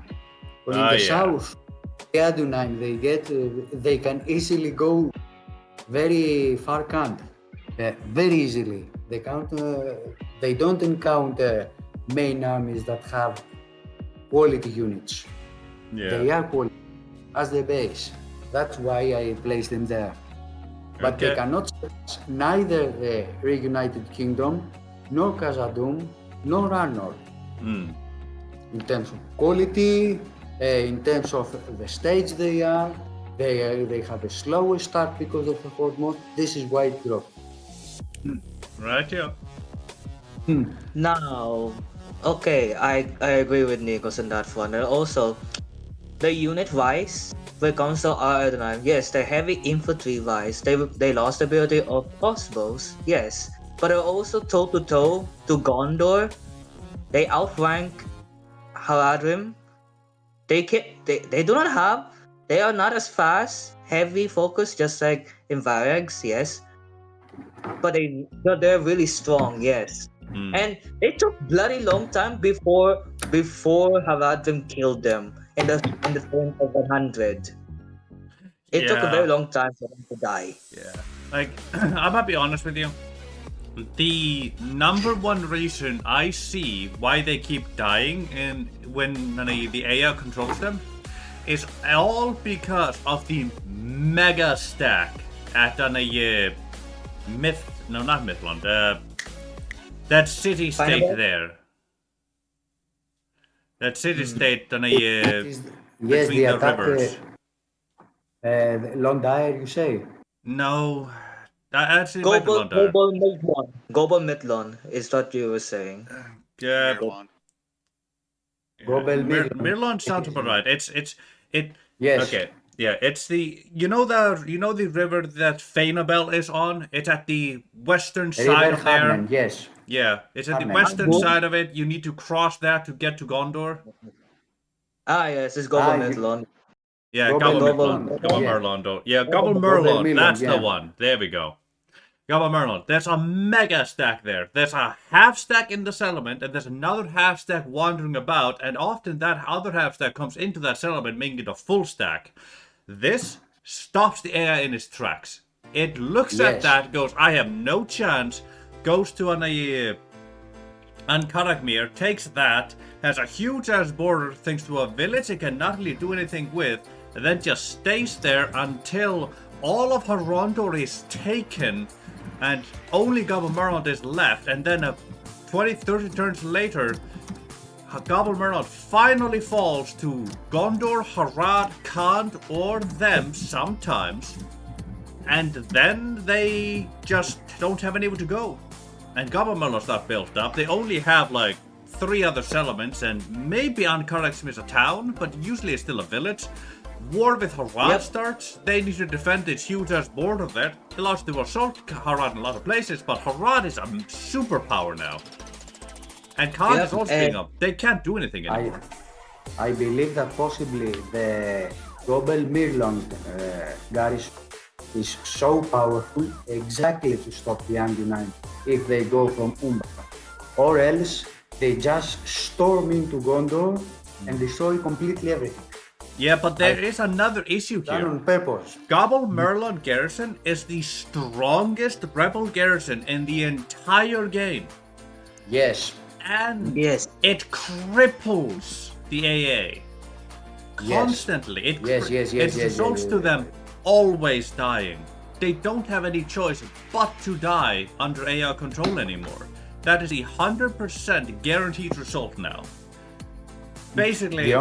they saw them dominating. They decided to take a gun to them and shoot them in the face. Exactly. The only way to bypass this is to stop.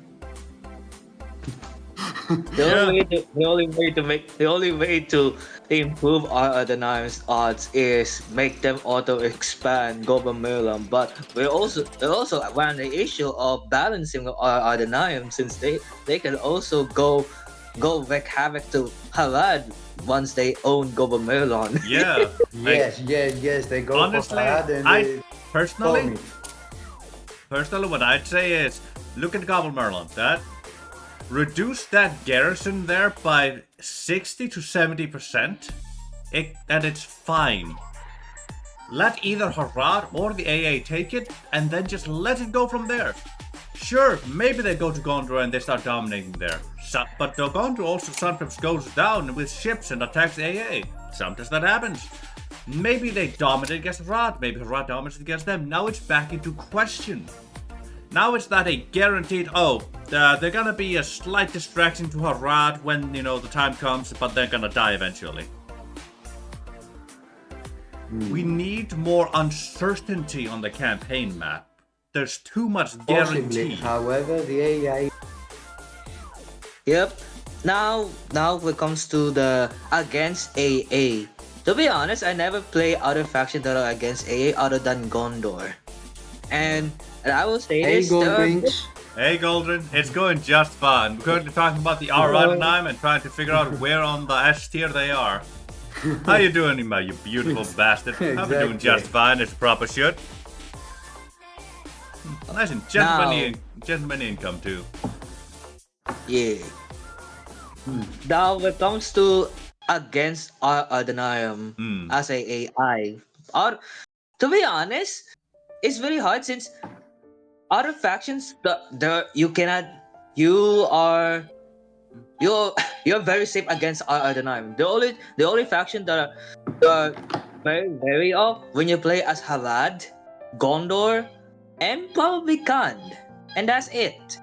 And I say they're a bit doable, little bit of annoying since their general is cavalry, but you can and they are strong. They're strong cavalry. They are strong bodyguard cavalry. I can They really are. deal with that. But they're not uber elite. No. They're not super. They're not super elite. Just they rely on their above average charge. Like the charge these Snake Guard has is above average for their quality. yes. They're not on par when it comes to the Black Serpents of Harad, the bodyguards, but they really are strong. Oh, you yeah. just they die a lot. You lose more generals actually if you lose a lot. You lose more generals when you use the nine. So you really have to be careful. Yeah. Also, True. goes on a golden. That is perfectly fine, man. Hey, you just started Medieval 2. Welcome to my life, man. I have what? I have over 4,000. I'm approaching 5,000 hours on this game on Steam alone. I used to own this game before it came to Steam. I used to play this game also when Steam didn't count on offline hours. Look, it's perfectly fine to suck at this game when you start out. We all begin there, man. If you ever need help, just feel free to ask me questions. Preferably when I'm, streaming my own gameplay and not when I'm talking with other people in the VC. It gets difficult to answer the chat questions when that's happening. I'm hoping to finish the tier list today, so I'll be playing on some actual gameplay tomorrow, basically. No, wait. Hold on. There's a power outage happening tomorrow between 8 and 4 my time. 8 and 16 my time. That is an hour before the schedule starts. But I don't know how long it's actually going to be, so it's uncertain whether I'll be able to stream tomorrow. Depending on technical difficulties on the people on the power outage situation. They're fixing something at the power plant. I'll let everyone know what's going on there. But yes, right now, we are writing factions for an overhaul mod for base Medieval 2. And they call Divide and Conquer with a EUR submod for it that adds a bunch of things from other submods for Divide and Conquer all together, adds its own spin on it, and has a lot of shit. Ah, yeah, Third Age Total War is a little boy. Oh, you're a man after my own heart, man. The heart of everyone in the chat, I can say. Yeah, hey, man. Look. I'm sorry, all of you, but I think I found my new favorite boy. No, it's fine. no, it's fine. I agree. I can relate to Goldrix since I also watch in YouTube before DAC even existed. Yeah. Oh man, it was such a good time. Remembering Moss before DAC. Yeah. Hey, Seven, how you doing, girl? Yeah. I can see why, Goldrix. Anyway, Goldrix, highly recommend getting Divide and Conquer and then the EUR submod for it, right? Yes. You can search the Medieval 2, Medieval 2, Divide and Conquer, or Medieval 2 EUR, and you should find the mod DB page. From there, you should be able to go to find either Discord, and they can explain anything and everything you require to know how to get it to work.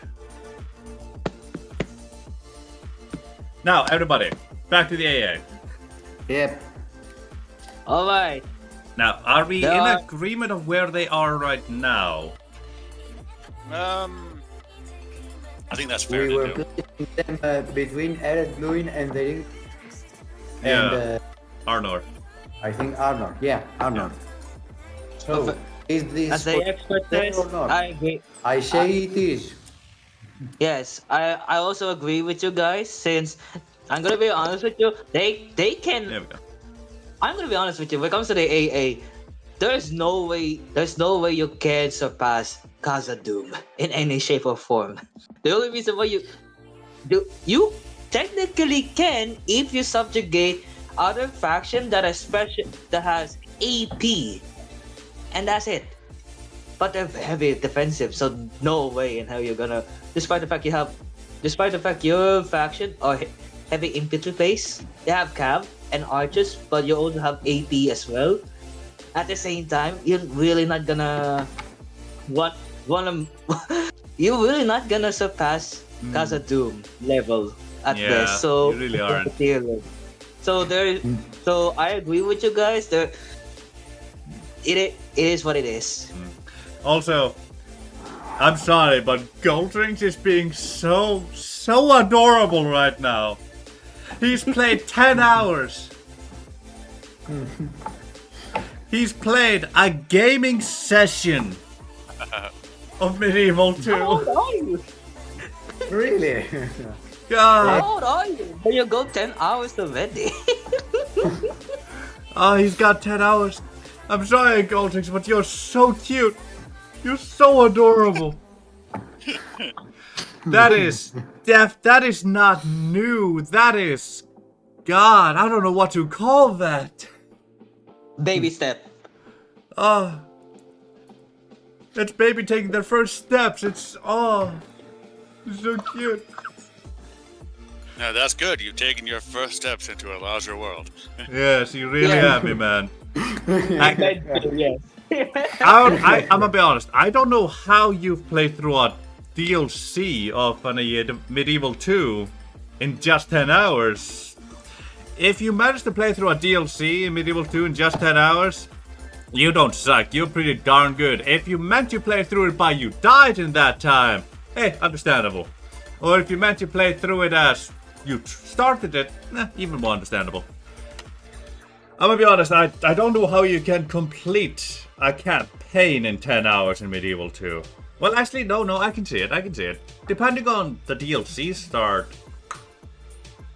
And who you played as. Yeah, depending on the DLC and who you played as. If you played in the Americas and as either the Aztecs or the Spanish, I can see it maybe.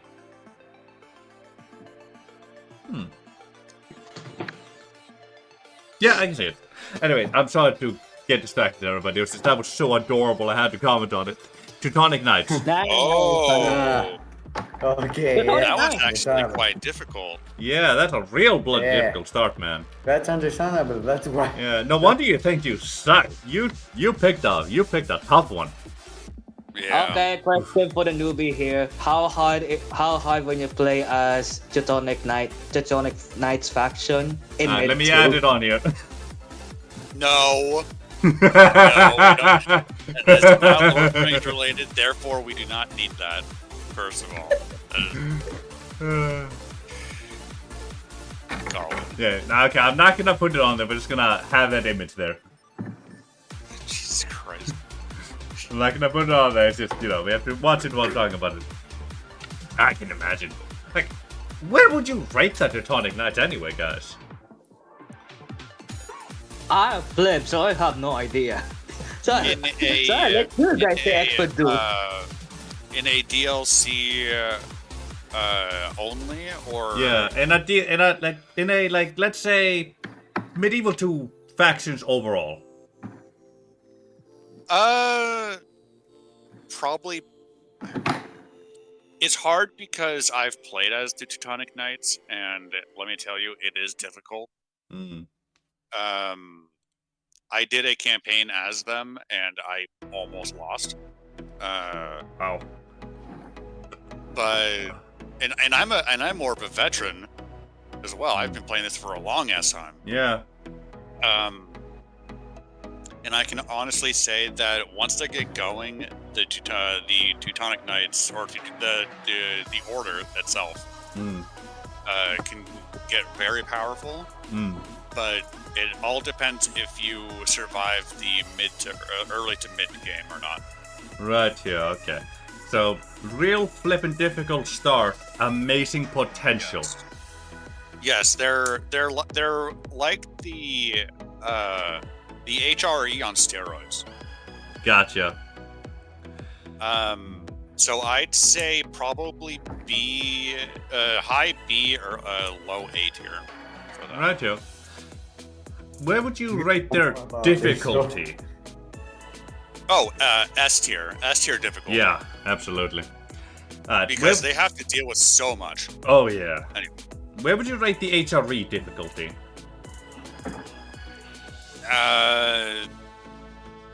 B to A. Right, yeah. Would High you say? B or small A. Yeah. Would you say HRE is a good beginner faction? Yes. Yeah. I'd say HRE is a good beginner faction. You heard him, All Goldrings. I was about to advise it too. Your Germanic blood boils with pride when you play as them. That's running nice and the HRE. It's either HRE for beginner or England. Yeah. England is very beginner friendly. Yeah.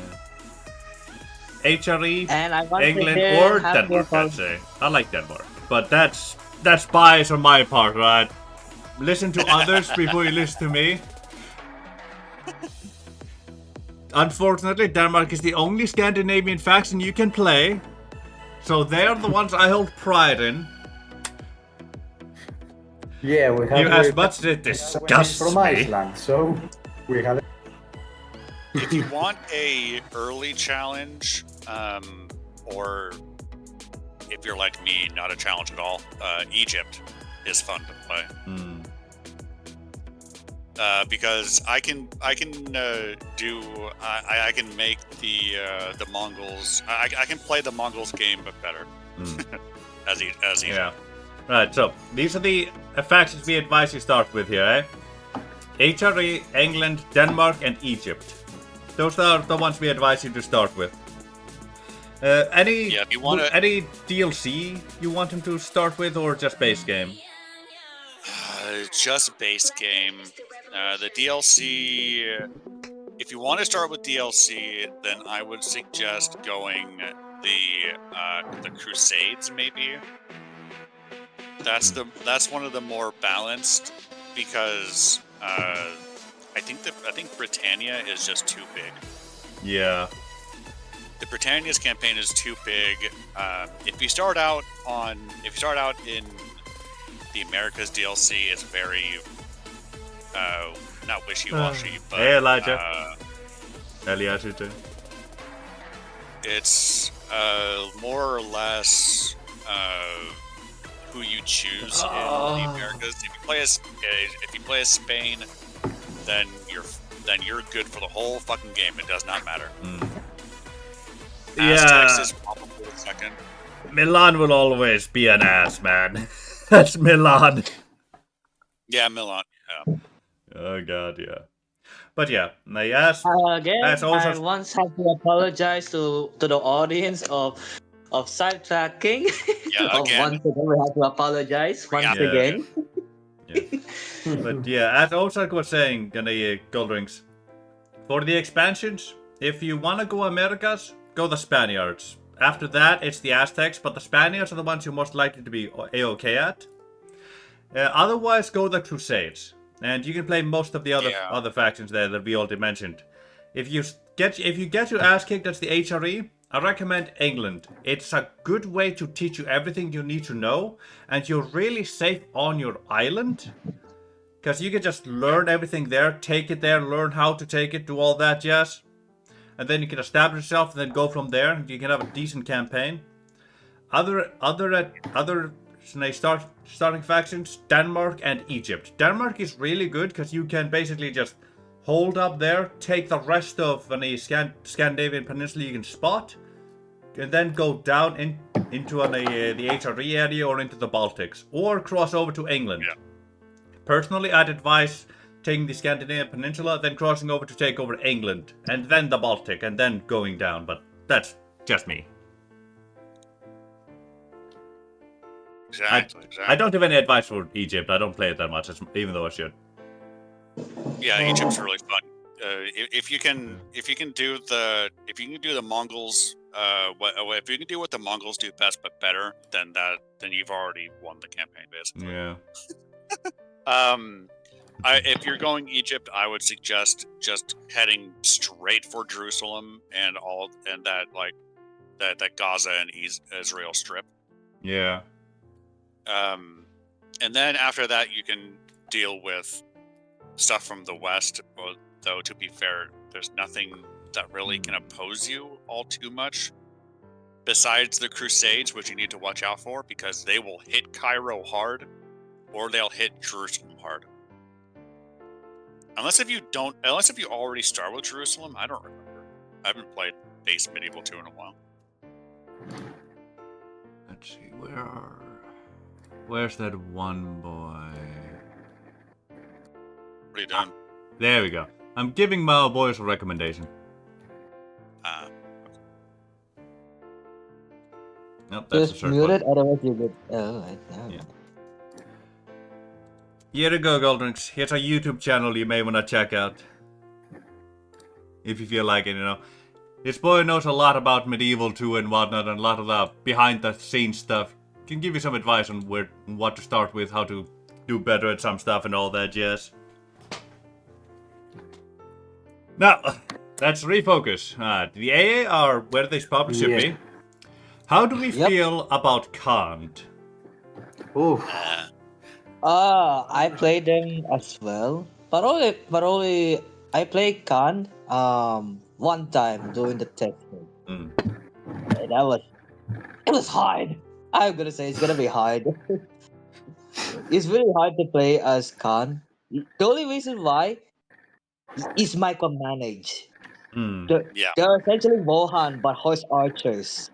Yeah. And at the same, I will say this: but they're the safe. You are the safest Think of the problem. legion, just like Rhûn. But you get as a whole when it comes to Khan, you get a choice. At the beginning of the game, you get a choice of going horde like the Mongols. Ooh. Go whatever the fuck you want, whatever the hell you want, just like Adonayam. But here's the thing: unlike Adonayam, your money at the start will slowly increase, while compared to Khan in horde mode, you will lose money very fast at its turn. So you really had to pick which faction which land that you want to take as fast as possible. So as soon as you will lose your economy. And not only that, when you go as a horde, you will automatically be as the motor route. And that's it. Okay, I see. But if you go your normal Khan route, you will get your typical script, the Blue Wizard and siding with Mordor, and that's it. For siding with the Blue Wizard, that is where from easy mode to hard mode, that you will lose your economy once the rebels take it, and also you will have to retake it very hard by you'll lose money because obviously elites, you will get elites from two full stacks of Khandish Blue Wizard that it has Orkani dwarves. Yes, you will get but you will not. I don't think you recruit the Dwarven Catapult as well. So you will have to save them. No, you don't. You're not able to recruit them, but you get them. Yes. You get at least 2 of them. Yeah. Yes. So you gotta be protective of your Dwarven catapults there, which it's pretty nice, good that they're catapults. You're supposed to protect those anyway. If they're getting damaged, you're doing something wrong. Or you're in a fucked battle. Yes. And here's the thing when it comes to EUR, before you get a lot of more cavalry, but and less infantry wise. But now with EUR you get more infantry wise comparable to Wohan. You get a called an assassin. You get an assassin unit type. Yeah, I fought against those guys a bit. Yes. And they are very good. The lower numbers were very good. Now, when you go to side with Motor, that I haven't done it yet since I was do the Blue Wizard. I say that was the normal type. Mm. You get the temple units and a great piece, and simple as that. Same thing as a horde. Nothing has changed, but the Blue Wizard sort of changed, but not really, and that's it. Now for settlement quality wise, I say they're a bit decent. Not much of unique settlement. In all honesty, they're just your average one settlements, but Yeah. you're really safe until you get a turn 45 to 50 at best. You get a turn countdown of when the script will appear, and that's where you had to decide on Blue Wizard or side with Mordor. Yeah. Hmm. You get a lot more cav, you get a lot more infantry wise as well. I say in terms of tier list wise, I say there are middle A tier at best.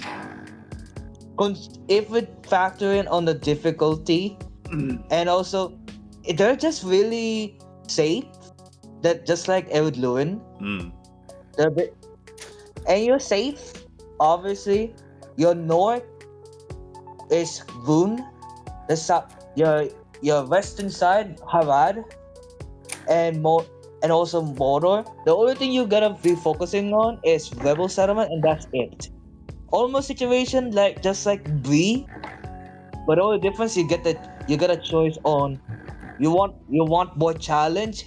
Go to the Blue Wizard, or if you want to be more safer, go to the Mordor route, and that's where the only difference is the Blue Wizard will only attack your capital instead of the Mordor. The blue if you side with Mordor route, the Blue Wizard will only attack your capital. Yeah, there'll only be 2 rebels there. If you go the Blue Wizard route, you'll have a whole Inquisitor army trying to take you out with your capital lost to belong to them. And then you've broken all alliances and trade routes, so you lose all that trade income you're getting, and now you're at war with everyone around you. And Yeah. Essentially. if you or Gondor were besieging one another when this happens, when you accept the siding with Gondor thing, they ally to you, but because you're sieging them, that breaks, and then you're back at war. Yep. So you can That- just end up completely isolated. Yep.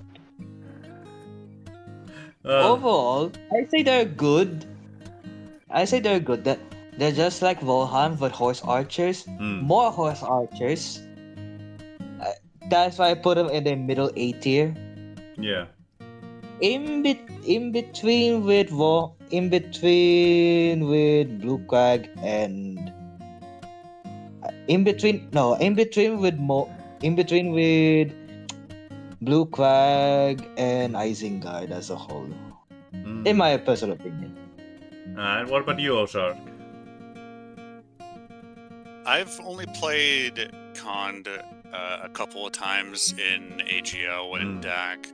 I wasn't able to play them as their nomadic selves, like they go from one area to another if you don't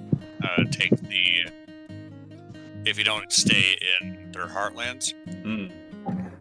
But I don't know if Oblivion said this, but if you move as Cond, you're stuck with allying with Mordor. Yes. You're stuck with allying with true. Mordor when you go nomadic / horde mode, but you will still lose more income, honestly, by many turns. Even though they fix it, sort of, they sort of fix it, you will still lose more money, honestly.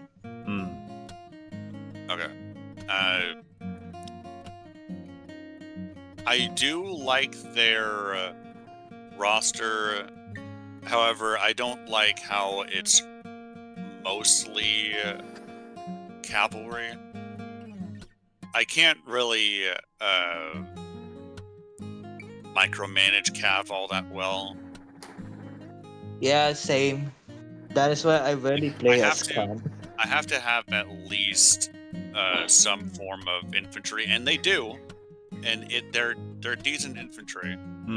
But I think Rohan does the cav scene better than they do.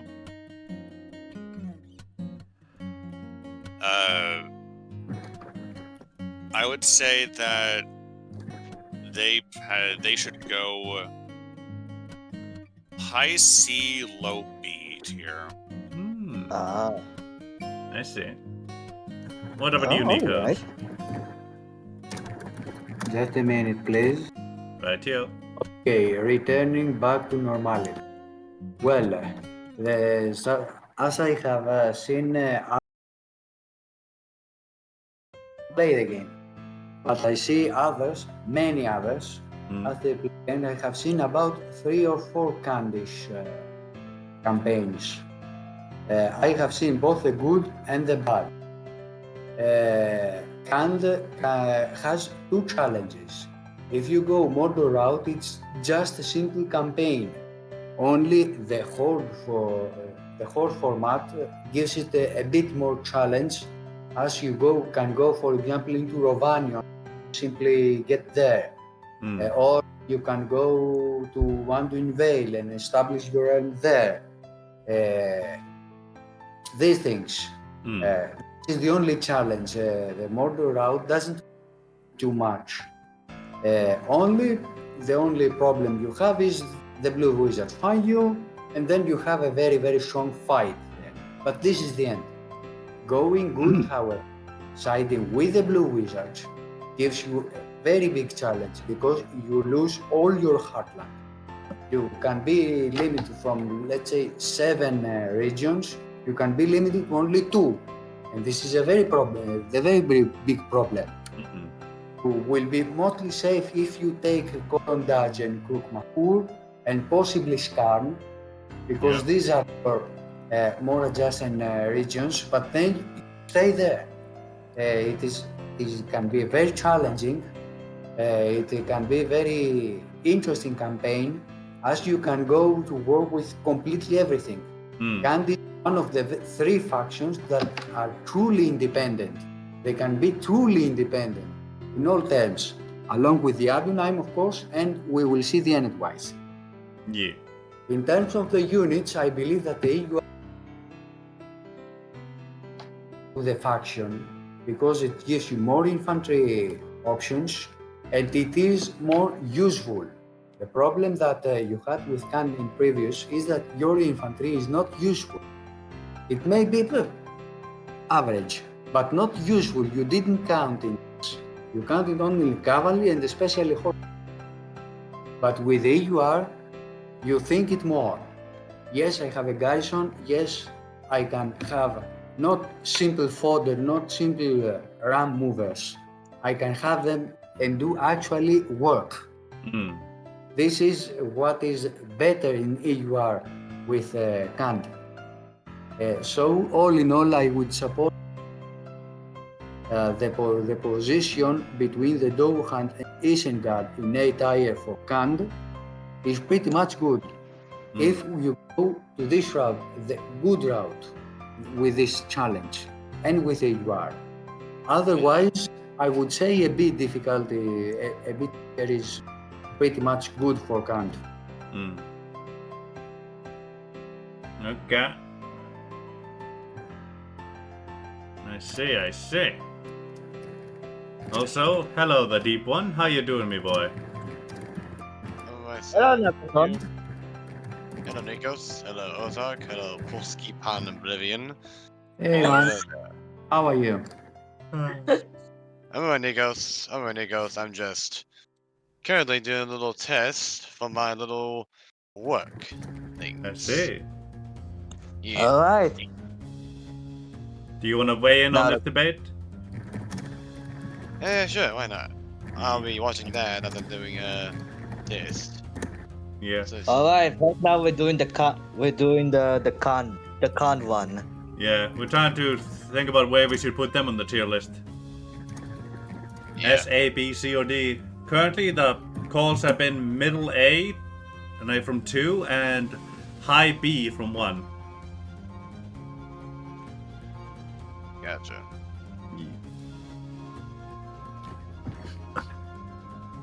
Is that good or bad besides the Gondor on the S? Now that's good. That's good and bad. Besides the reunited kingdom. Okay. Yeah, Gondor is in high A, above Dolamroth. Okay. Gotcha. Well, thanks Oh, and bye. okay. Okay, Well, guys. Dolamroth doesn't exist anymore, so I know. I was just going along with it. I was like, okay. And Bree. Do not forget Bree. Bree is down there in Okay, D tier. here's the thing. Bree is literally. Okay, here's the thing. I'll say that now. Bree can be good, but this is Yeah. the thing. Those effing hobbits go to the fucking price. Oh yeah, like we figured out that Bree if you go mercantile, it's C tier. If you go Dunedain, it's D tier. It's a trap choice, and because almost everybody will go the Dunedain route, like 80% of people that choose it will fall for that trap, it's stuck in D Yep. tier. Like, yeah. Now focuses on the Kandish one. Yes, let's focus on Kant. Oh, the Condish. Oh. Where do we rate Kant? For me personally, I will say I played through it. Personally, I enjoyed it. It's mainly in the EUR version, of course. Mm-hmm. I will give Kant, based on my experience, for this EUR version. Mm-hmm. I would say I would give it a tier. Reason being Oh. is, for one, yes, they are very, very good. They have amazing cavalry, and they have chariots. Once you Oh, go to the dwarven route, like all amazing chariots with a very good special attack, just like the Usyxia Storm Riders.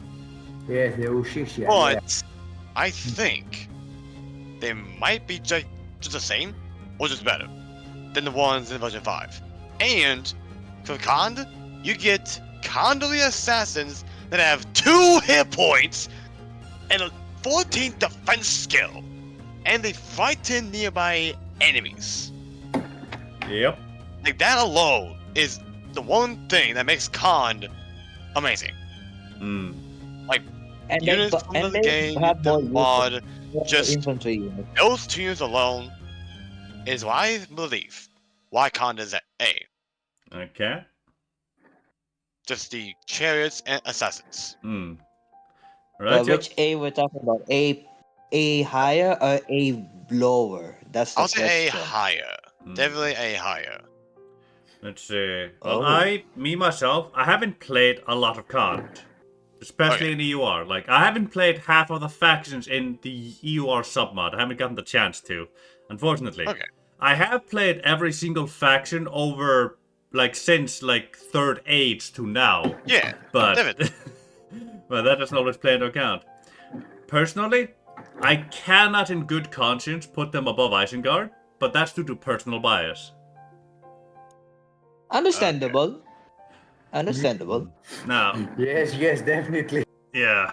Now, Actually, I think the chariots are useless. yeah. Now I can definitely put them Nevertheless- up. I can definitely put them above Mordor. Yeah, sure. Now, Above whether I can put them above Erebor is another question, though. I can't put him above Erebor. Yeah. Do not For forget obvious one reasons, thing I when it said comes to C to B. Yeah. do not forget one thing when it comes to dwarves. They really have mass on it. The unit mass. So when it comes to cavalry, it really nullifies them from comes to charge. So Yeah. yeah, I understand why. So I understand why you cannot go higher Yeah. Erebor. Also, another thing. When you're playing Kant, taking out Mordor is easy. but Yeah. playing as Mordor is easier than playing as Kant. True. Yeah. Yeah, definitely. I will say I played the Mordor 2. Mm. In EOR, I could never see it being easier. And also, funny enough, for Mordor, for my playthrough, so what's rather weird, Mm? I will say this right now, I did cheat very little. Like just at least once.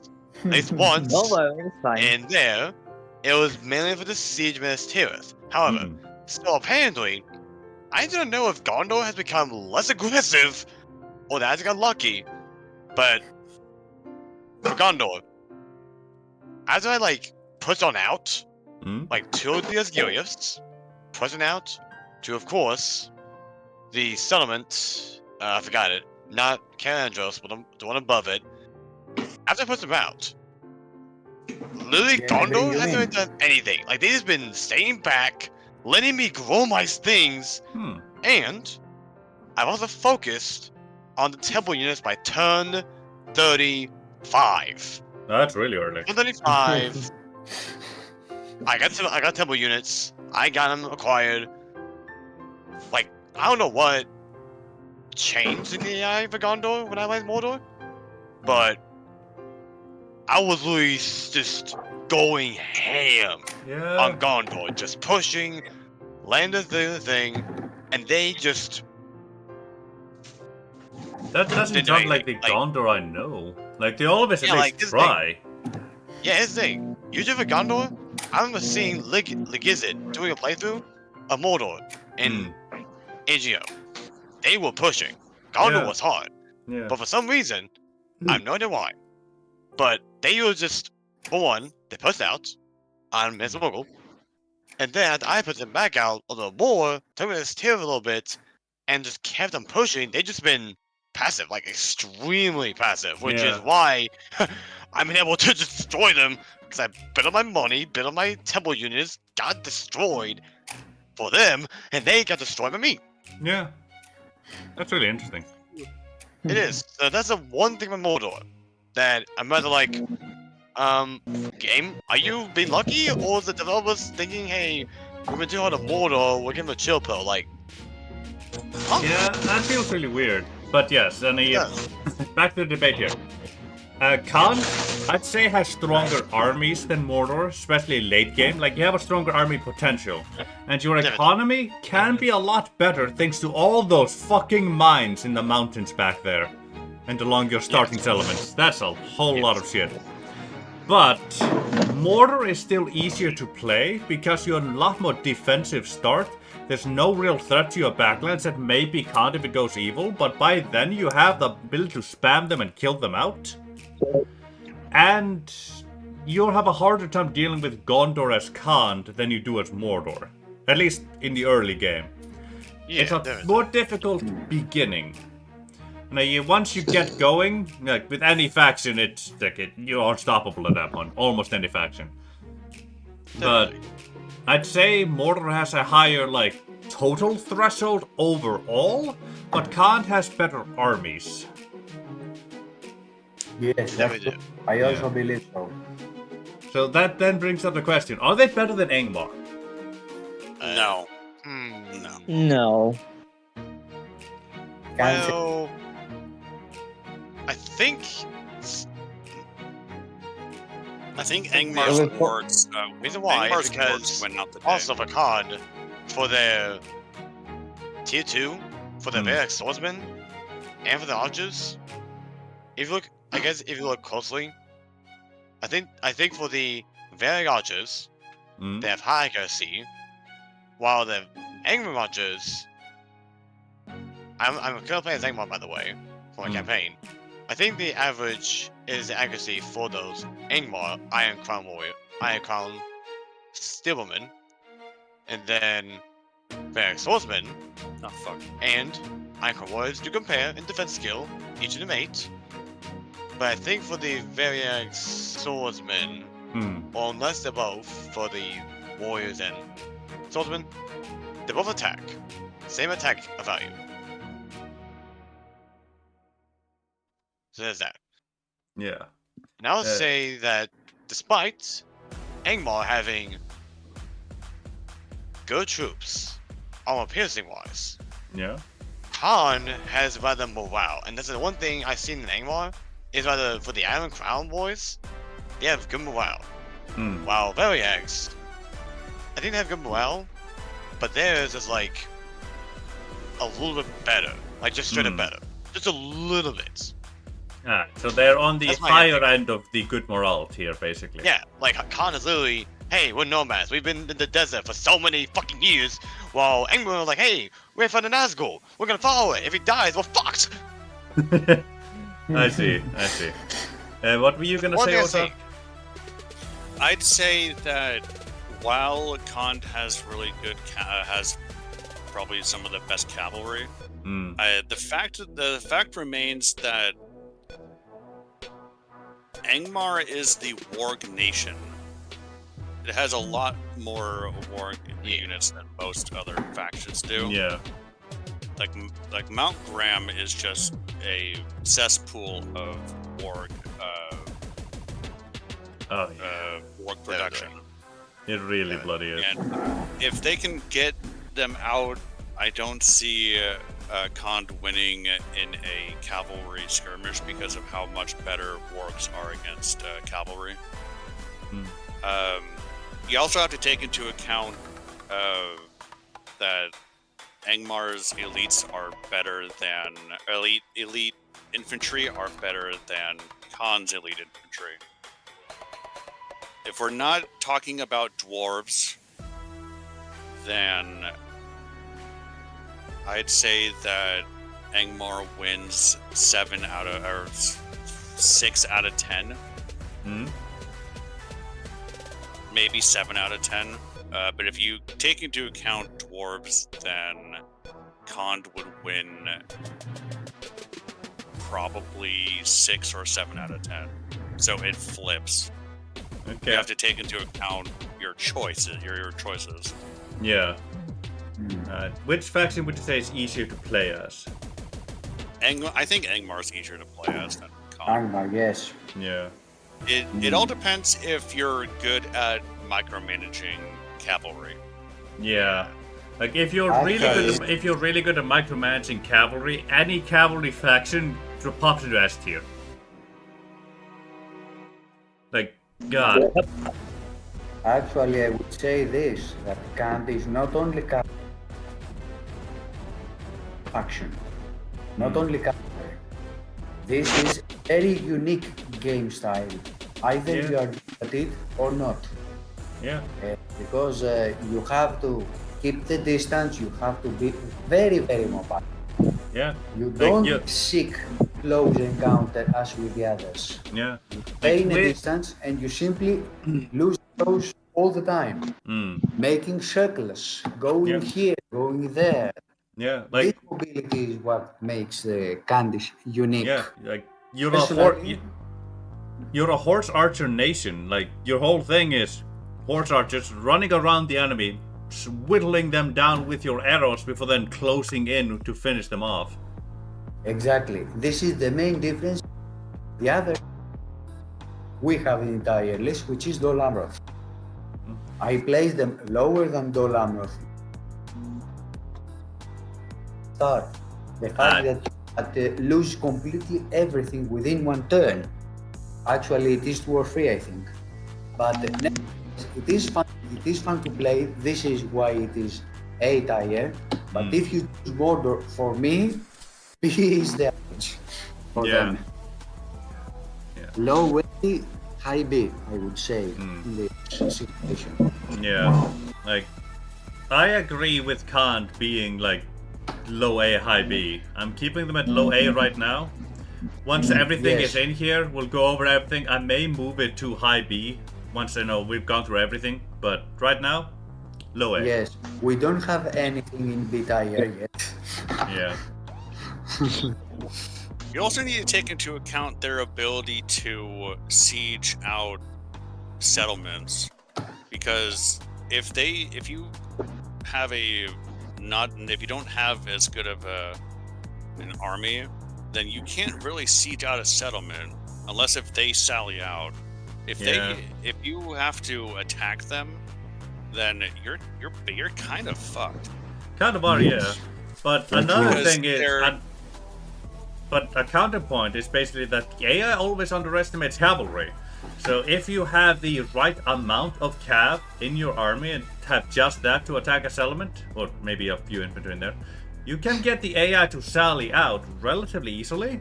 In situations it really, really shouldn't. Yes, you can possibly True. take a trick. Take Yeah. out the cavalry from your army, go to reinforce. But you are also correct in the simple fact that, as Khan, you do not want to be assaulting settlements. It does limit Yes. your options a little bit there, yeah. Yeah. And you also really can't defend settlements all that well either, because your infantry isn't good at. It's average, I would say.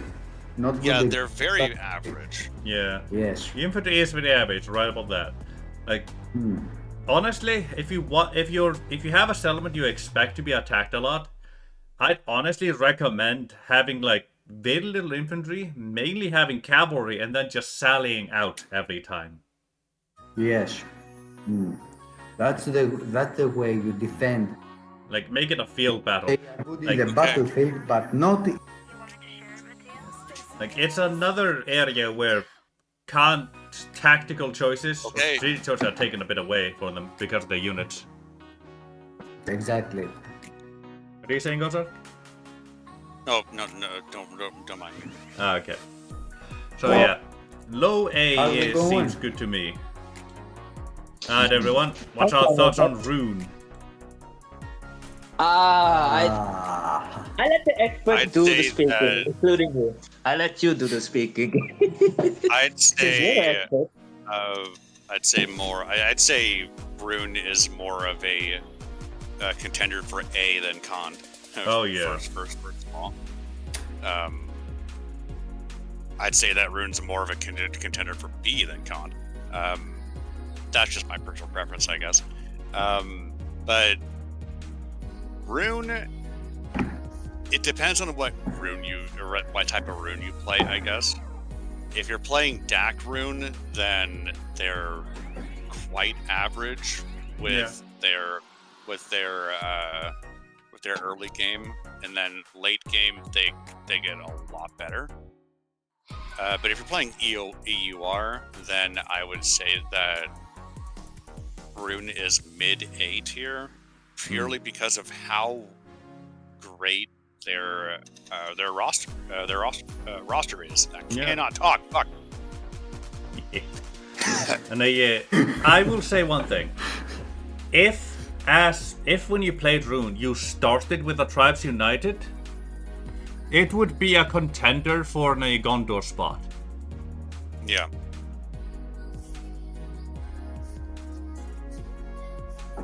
Yes, exactly.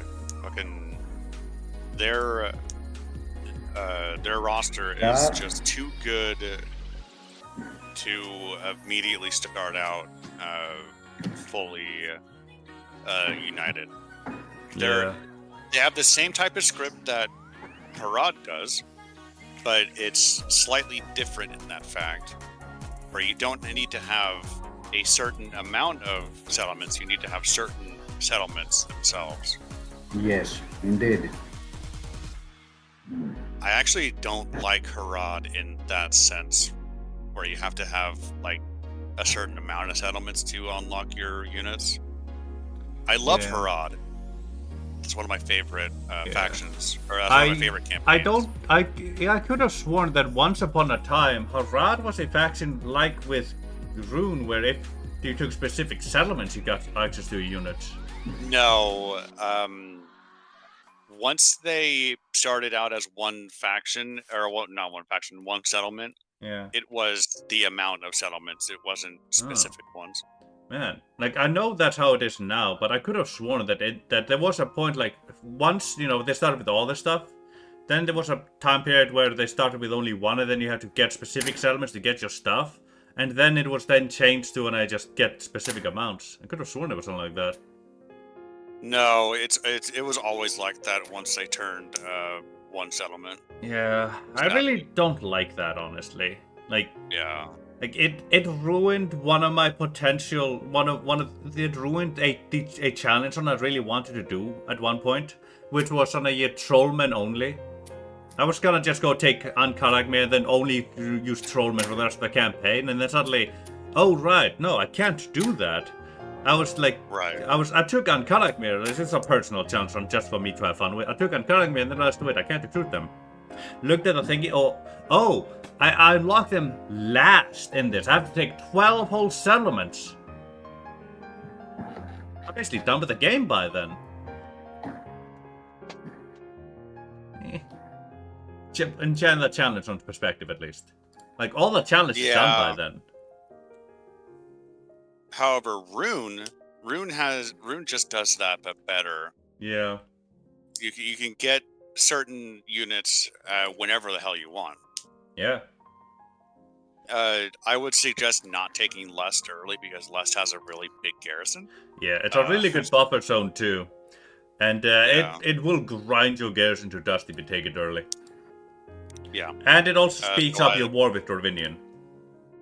Yes, it does. Yeah. Unless if you just kind of go around, then you have to go attack Dale. Yeah.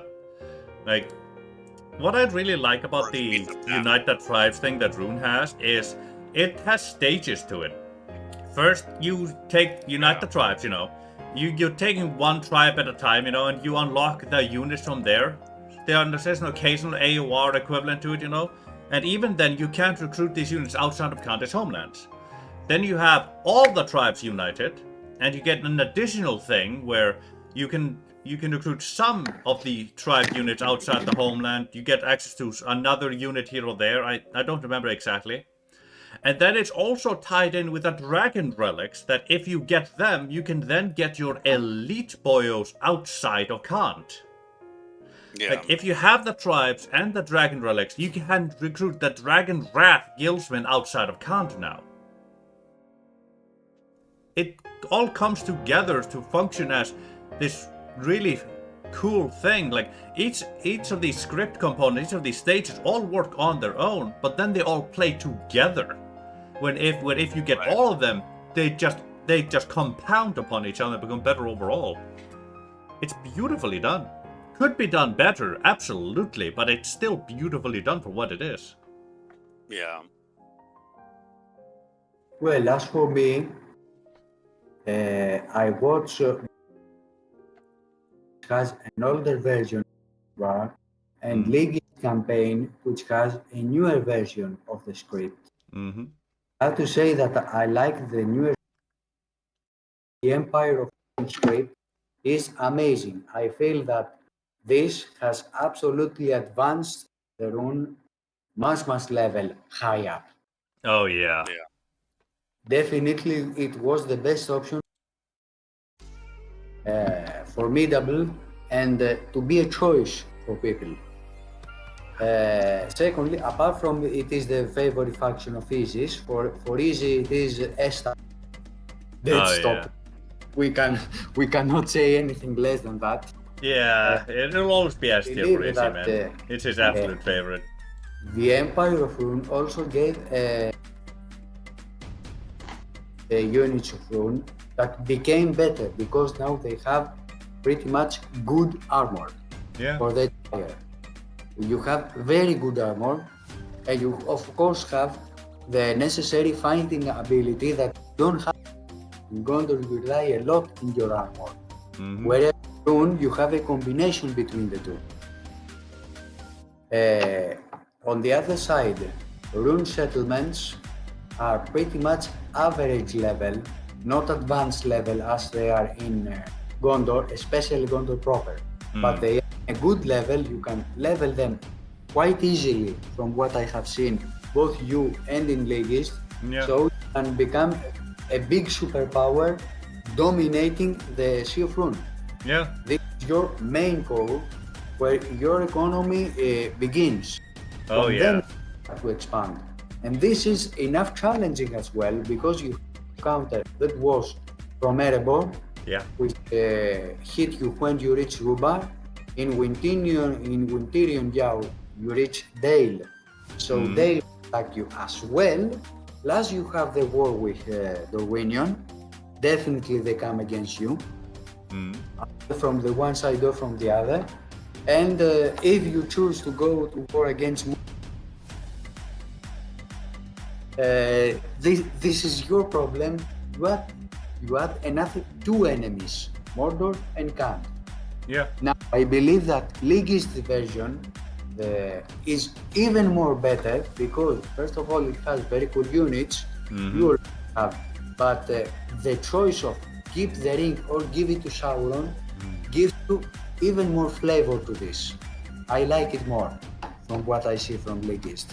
And ligizd has unlocked units which are incredible. Uber elites, straight power to everything. The Golden Horde is very powerful as an army in general. The Lokerim army, very unit. So for me, it is between innate under Gondor, but over Dol Amroth. I can definitely see it. Now, one thing I will say, ligizd is a lucky son of a fuck, because he gets to play Rhûn with the economy fix. I don't. That son of a bitch. They released the economy fix wait, what? 3 days after I started my campaign. Wait, you told me they're doing an economy fix on a boon? No, there's an economy boost across the entire board for EUR. Yes, exactly. Yeah, Yeah. like farms and trade and stuff like that. Farms and mines of trade have been boosted, you know, in version 1.7. I think I know what you're talking about. 1.1. I haven't installed it yet, but Yeah. Yeah, ligizd gets to play with that shit. I start a Rhûn campaign, and then 3 days later, hey, here's an economy boost, and I'm like, you son of a fuck! Yeah, that goes very fast. bitch. And then they have the gall to put the description, not save game compatible. I'm like, you fucker! How dare you! Hear you right now, indeed. So I'm struggling economy-wise, trying to find ways to afford more army. Well, actually, now I'm not struggling. I was struggling in the early game. Now I'm boosting it out. Now I just can't. Now just don't have enough units available to recruit. All my recruitment queues are always empty. I'm still making about between 8 and 15k a turn. It's bloody beautiful. It's just I need more recruitment queues. I need more units. I have too many fronts open, too many places I need to defend. You have 5 fronts. 5 fronts. ligizd has as of now. However, ligizd has, I believe, a very, very cool script, which is really amazing to watch, to stand down, to micromanage, to macromanage. Yeah. It is one of the best campaigns I have, apart from this, from the Andunaim, with a split realm. Yeah, it really bloody. ligizd is an amazing player, man. Yes, yes. Like my early game, you know, it's like, you know, United Clans and all that. Once that was united, I had 3 fronts to begin with, right along there. I had Dale and Erebor and Dorwinion. Not too difficult. You expected that. That's basically just 2 fronts, you know. And even then, Dale and Erebor barely even come there because they're early on. They don't come to you that quickly. So just Dorwinion. And then as soon as, then like in the early mid game, you know, Kant and Mordor are down there. And now I have 5 fronts, and Dale and Erebor are now coming at me actively as well. And I'm like, right, Dorwinion, it's time to die. I need to take you out so I can be free. I need that runes. I need that Sea of Rhûn money. Yeah, indeed. What I was also say, the garrison at last in this version I believe this is the garrison that we should have in Gobel Mirlon. Hmm. Except if in Gobel Mirlon you have completely trash like Corsairs only and not the Haradrim units. Yeah. That would justify a full stack garrison. But Yeah. I believe that Lest has a quality garrison and a big garrison as well. I believe that Lest and Gobel Mirlon should be about the same value from the garrison. Yeah. But that's beside the point right now. Like at the Yeah, moment, indeed. and so Nikos, you believe that that Rhûn should be above Dol Amroth but below Gondor. Yes, because Yeah. they have better economic boosts. They can really, they can go quickly to the level of the settlement that Tolamrod has. So they are almost equal to them. Mm-hmm. They have a very good all-around roster, while Dolamroth is focused on cavalry, mostly on cavalry. Yeah. So I believe that Rhûn goes over Dolamroth in general. Yeah.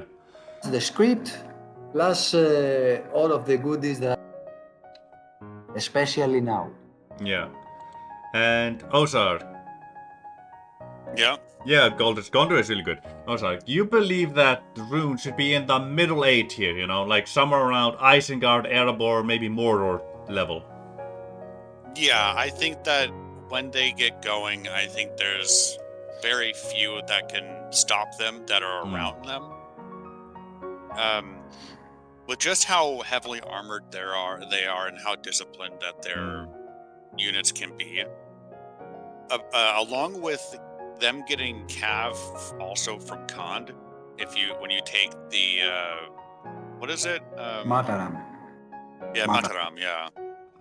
Not only cavalry. They can also have. They also have like. They have choices for Cav. They have choices for infantry, archers.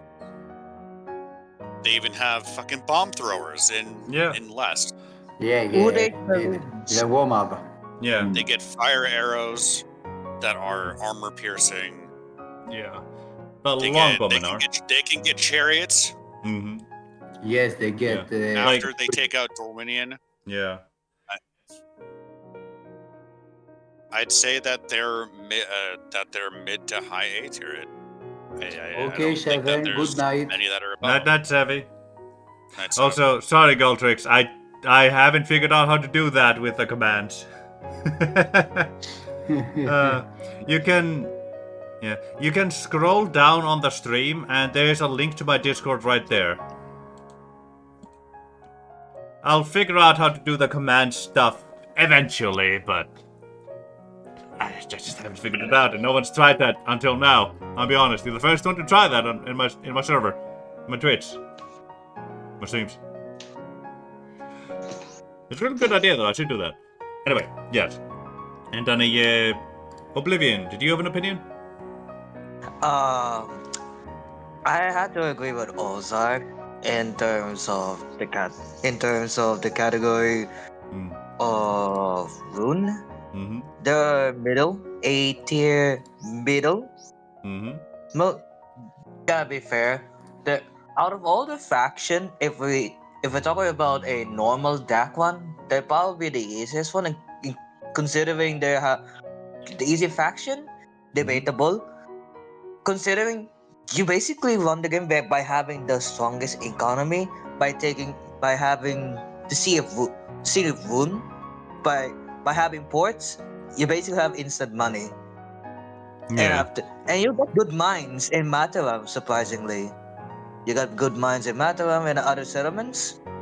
And not only that, your units are heavily armored but well-rounded at best. Not on par, a bit on par with Gondor. Now, they're still applicable to EUR since majority came from the Empire of Rhûn submod in terms of unit-wise. But script is still the same for DAC. So yeah, for now, from version 2, they probably added the a wing script. If you take the one wing for Rhûn, if you get to keep it, And surprisingly, for the screenshot winner in Discord EUR, he requested to get if you keep the one ring, you get Kamul as your reward. Yeah, that is only for his version of the game, though. That is not universal. Yes, but soon it will be universal on version 2. But for now, and it will not be applicable. But still, you will not get the one ring benefit. So yeah, I agree with Ozark on that one. Yeah, Nikos. Yeah. Yeah, I can definitely see why. Like, I'll be honest with you, as I said before, if you started with all the tribal regions, like the Rhûn starting area, it would start as a rival to Gondor. Like, you could probably place it above or below Gondor, depending on opinion. Just there, just with that. That would be the Rhûn, basically. That's how easy the start would be. Where it is right now, I do agree with it being around the Middle-ish area. It's just a matter of where in the Middle-ish area. Nargathon, do you have an opinion?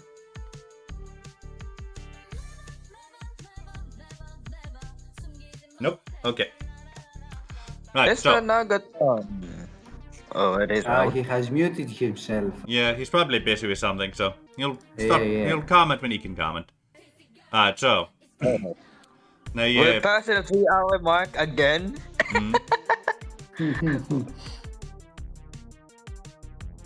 So, what faction are we gonna do the vote to argue about before we end it? Probably return to part 3. We're taking so long with this, it's bloody beautiful. I want to get to Rohan before we end it for today, I'll be honest with you. Harad, we may talk a bit about that, but I think we can go through Dunlet and end with relatively quickly. Yeah, I hope. Well, It actually depends. Now, Yeah. I actually play with Dunland, and even you guys, when you play as Dunland. Yeah, I have. But before we get to those guys, we still have Harad to rank. yes. Alright. Harad. I never played as It's a Harad. clear beam. I For me, have. it's a clear beam. Let's speed run the best we can. Yeah. Ozark, opinion about Harad? So, Harad. While I do love the campaign, I can't be biased. I don't want to. Yeah. It's not your biased. tier list, unfortunately, so you can't be biased. It's not my tier list. Sad. Yes, only I could be biased here. I think that their roster is rather mid. They don't have a lot of armor. They have the defense skill at least. Ow. In some of their units. Yeah. The Hashari are fair. They're not good. They are surprisingly bad. At least the Ashari blades, the Ashari shadows are kind of good at least. The trollmen are amazing. Oh yeah. At least the champions are. Definitely. They're just trollmen with armor, and they're just really fucking huge. Yeah, even for the trollmen that throw armor-piercing javelins, like that alone makes them scary. And scary as mounts, good too. I haven't played them either, but I've been playing against them. The only thing that makes Harad straight up good is the iconic movement kill. Like that is straight up the only thing making them good. Without movement kill, they're pretty much weak. Yeah, like without the Muma kill and the Trollman, I'd probably put them at C tier, maybe B tier. Even with Mumakill can die very quickly. Yeah, they can. You just have too big of a hitbox, and even in like even in the humans' hands, not even the AIs, you can do substantial damage to the AI with Mumakill, but Mumakill only can go so far. Yeah.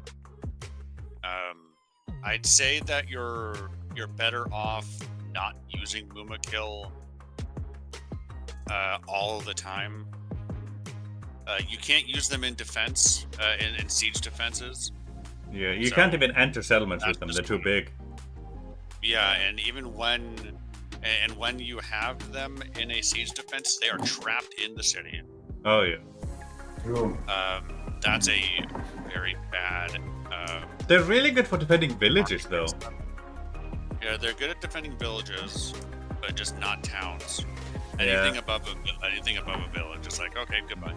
But at the same time, if you use them to garrison a village, at that point you're spending more money on the upkeep on the Mumakil than you gain from the village.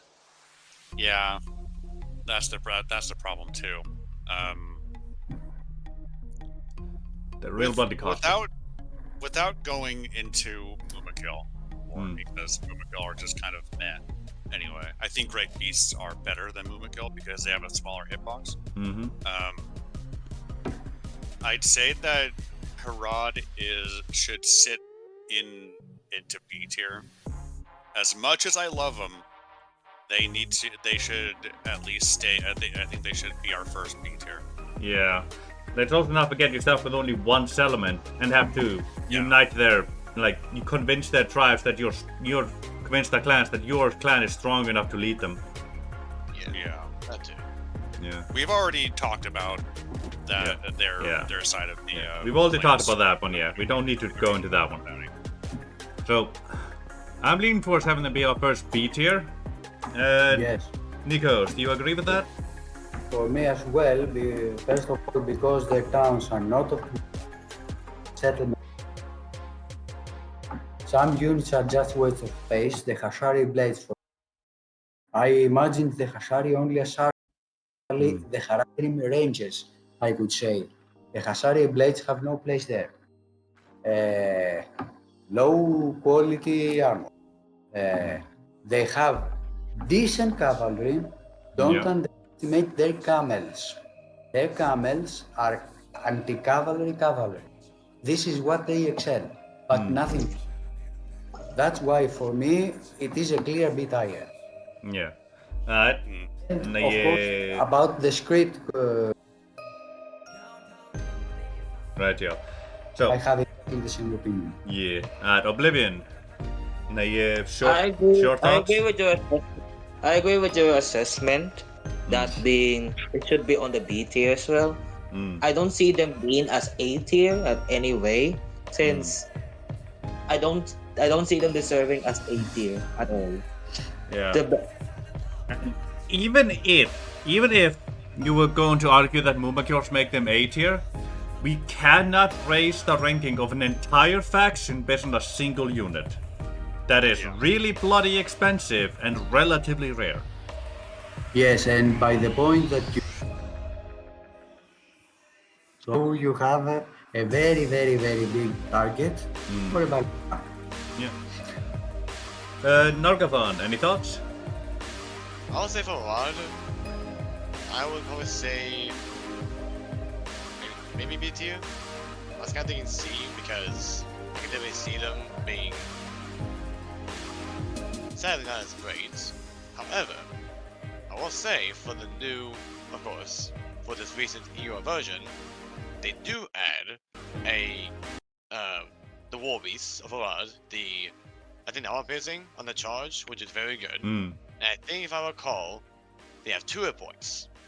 That's one example on, of course, any units. And then for camels, I'm facing them as I was playing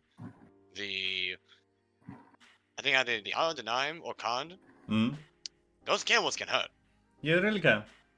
And I will say, I probably hope that Harad gets better in version 2. So my thoughts is, what's it will be? But I'm hoping for every single faction, even though we've already seen so far at least almost half of what is coming, I'm hoping that for each faction that needs a little bit more better, they deserve it. Because, for example, I can always see that Godwans are C tier, which is fair. And then Harad, I can definitely see they need some help, because every faction deserves balance, and they deserve change. Yeah. So I'm hoping that Harad just gets more options, more scripts, like more ways to get better units. Yeah. And Indeed. Yeah. another thing. Mm-hmm. So for Dogodu, I'm gonna play as Dogodu. So far Dogodu does not have the option, even though they could, to keep the one wing, but there's no special unit they get, which is sad. So I better hope the developer team will change Dogodu to hopefully have them have a option for, hey, you get the one wing, or you give it, just like Rhûn, just like the goblins, yada yada yada, blah blah blah blah. Hurrah! Every EUR faction must have the option to get one wing, to get better units, and to just straight up become better. That's what I'm hoping version 2 is, for at least the evil factions. We'll see. We'll see. Yeah, we'll see. Yeah. Alright, everybody. Final decision. Is Harad B or C tier? Yeah, I say B. B. Alright, we're on agreement then. Now, Dunland. Yes. Yeah, I do apologize for hurrying you on the Nargathon. It's just, I want to kind of get to Rohan, so I'm kind of quickening a bit through here. Yes, so as to have tomorrow. It's been 3 hours and 12 minutes, Mark. Yeah. So we've been Yes, speed running. 3 hours, 12 minutes. Yeah, and we just got past the Numenorian and the east-south cultures. Yeah, now Dunland. For me, first of all, again, I would say between B and C tier because low quality of armies. I don't only in the Vulgar units you have something really good, but not on par with the others. You have low quality of settlements. You have only one option actually, well, like with Saruman. So you give the ring to Saruman. Only lately it is added something more, or for example, attack Saruman or keep it for yourself, the one ring, or to abandon Saruman and play independent. Only recently. It is a faction I don't like. I have seen it. Izzy has made a campaign betraying Saruman. However, I don't feel that it is a faction that gathers some of importance. They are only puppets, actually. And for this, their overall quality in everything is very, very low. For me, possibly low B, high C perhaps. Could see it. Somewhere like that. Yeah, I could see it. Oblivion? When it comes to Dunland, I gotta agree with Nikos. The only thing that are a bit good when it comes to Dunland, they're just a miniature version of Evid Lewin. They have pikes and crossbows, but Wadman version. They You have know that as well. crossbows in the wolf tier, their main line. Yes. Yeah. You know that as well, guy. When you play as Dundan before. Yeah. We both know. And the thing is, when it comes to Dunland, so long as you take many settlements before the timer of Isengard, it became indefinite. It make Isengard eternally passive by that point. Yeah. But even then, I gotta Indeed. agree that they really have low quality unit. They're not really good. In fact, if I had to compare them, Dunland can easily on par with the goblins, can outclass with the goblins, but they cannot outclass Gondor by any shape or form, despite having the crossbows. The only thing they're really good at, they really have good units is their Ortank units, and that's Ortanks and Wolfguard units, and that's it. And even the two King Cav and the second tier cavalry that are the sort of rival Wohan mid-tier cap, Yeah. it's a mid. In all honesty, they're Yes. mid. Yeah. Yeah. Yes, Like they're you. very mid. I would say C tier for them. Hmm. High C tier or low C tier? Low C tier. Ouch. Alright. Yeah. I'm Low sorry. city. I don't think that Dunland is all that good. Yeah. What Even about? with the buffs that they Yeah. got. Do you have any further thoughts, Ozark? Their roster is mid. I like their script, I guess. Yeah, this has a bit more free Yeah, it gives them an for the extra king, I guess. and this. Only this. Other than flavor, Dunland is just as I feel like is just equal to Enidwythe. Yeah, they're very equal they to each have Enidwythe. they each do different roles. Hmm. One is skirmishing, the other is just Yeah. being a lesser Gondor, Yeah. I would say. Yeah. Like one thing I can say about Dunland is that it can't spam out units as fast as the goblins. It doesn't have the quality to match Gondor. It's stuck in that awkward in between area where it can on a year spam out a lot of units, yes, but not as good as any of the orc factions. And it doesn't have the quality to stand up to any of the Númenórean factions. It can stand up to an Enidwythe, but I don't know. It kind of loses in quality to some of the Rohan infantry. It Like, does. yeah, Definitely. yeah, Definitely. yeah. Like, And keep in mind, Dunland lose their capital to either the goblins or Khazad Doom. mm-hmm. That's saying a Yes. lot. That's saying a lot with the quality of units at best. Yeah, By losing their capital, they lose the highest tier AOR unit as a whole. Definitely, yes.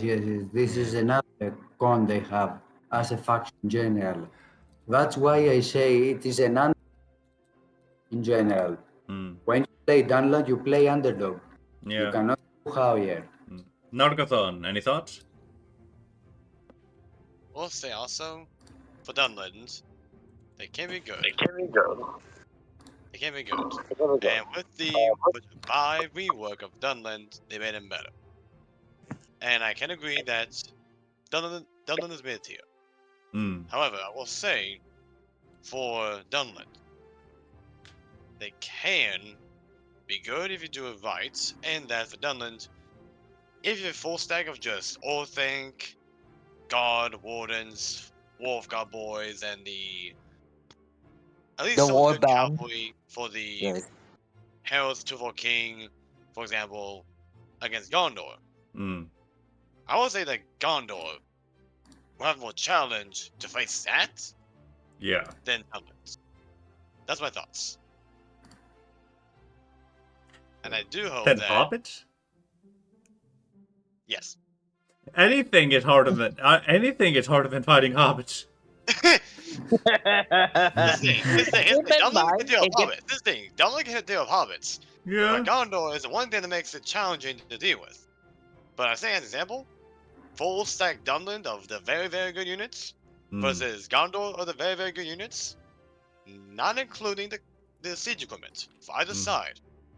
Just straight up cavalry and units of the ground and cavalry. Dunland will persevere because they have armor piercing. Gondor does too. Yeah, I will give you that. Dunland has more options for Yeah. armor piercing. Yeah. But keep in mind when it comes to Dunland, I'm pretty sure they don't have much of a good morale. They don't have much of a good morale at all. And Yeah. also, if you rely on them as captains, it's really hard for them to be as coherent, to be as disciplined. As Yeah. soon they lose their captain, they instantly rout, no matter how good of the units are. A lot of them Fair will, point. yeah. So, like, basically, you have the if you have the Dunland mainline, the Wolf tier, and Gondor mainline, the Dunland army is more likely to win, but only because they have access to more armor piercing than Gondor mainline has. Yeah. But Gondor mainline still performs get better against a vast majority of other factions. Yeah. Yep. I True. gotcha. Yeah. Like Dunland definitely has potential. The only issue is by the time you can churn out that kind of army as a whole, you've wiped out Enedwaith by that point. Yeah. And Yeah. Rohan, And considering like, ano, well, it's considering that's not. You the won't have necessarily wiped out Rohan, but a majority of people will have wiped out Rohan by then. Yes. Yeah. yeah. Yeah. So it's basically you ending your campaign when you reach that stage. Yeah. Right. That's true. Considering the difficulty of their start, the horridity of their starting settlements and the surrounding area, the how bad their economy is and all that jazz, the quality of the units, the foes they're fighting against, I would put them higher than Dol Guldur, but lower than the goblins. Yes. Agreed. The perfect position. Is everybody in agreement? It's fine. It's fine.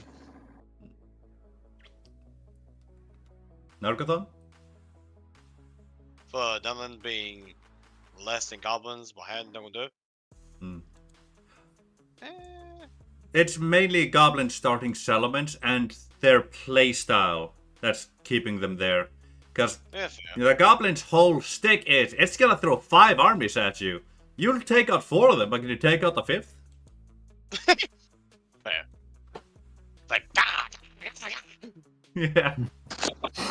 And also what makes the goblins better than the Dunlin is the settlement quality as a whole. Yeah. Yes, definitely.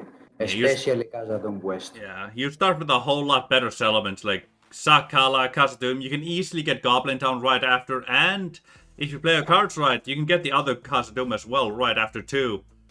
You're fueling every single war with just Goblin Town and those 2 Khazad-dûms. That's all you need. True. Even as goblins, like you can't make as good use out of the mithril mines as the dwarves can. You only get about 800 from there instead of the 2,000 something.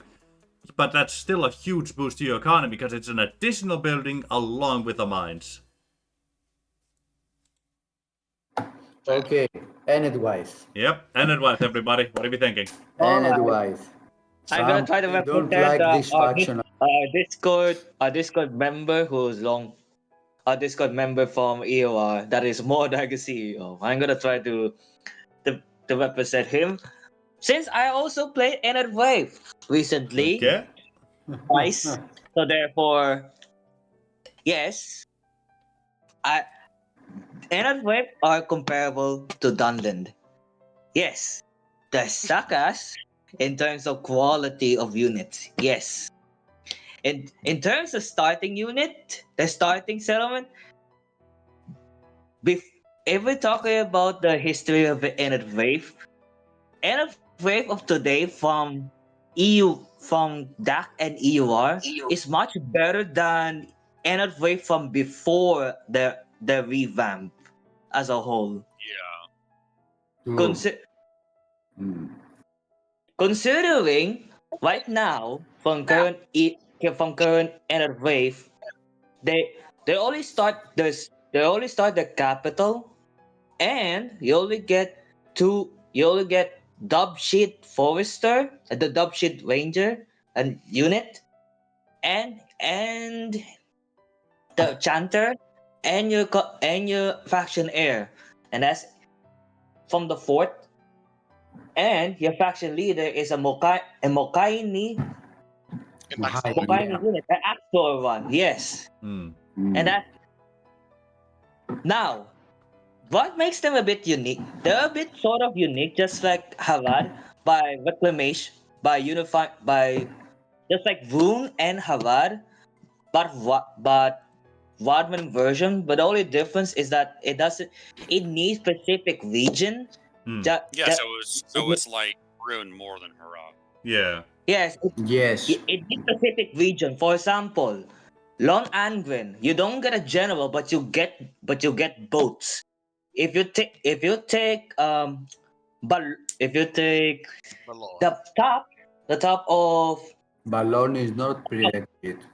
Oh, yeah, yes, you will get your Mordag General, the upgraded version. If you take Hero What, you will get the Berserker version. You will get The the Fowland. Berserker upgrade. Hmm. The Fowland, The yes. You will Fowland, get yes, the the Berserker. Fowland. If you take Argon, despite being Cardaland proper, Cardaland region, you will get chariots. Yes. Yeah. You will get chariots. That set them apart from any Rodman. And if you retake Dolvorn, you will able to recruit the that said Dubship Forester and the War Chanters. And once you reunite all the clans, you will get a script of retake of before Altamore by taking Tarbad. But before that, you need to also control. You need to control Dunland first before doing the Altamore one. Hmm. And once you take Tarbad and rebuild Altamore with a specific building, you will unlock 3 elite units that is comparable to Gondor.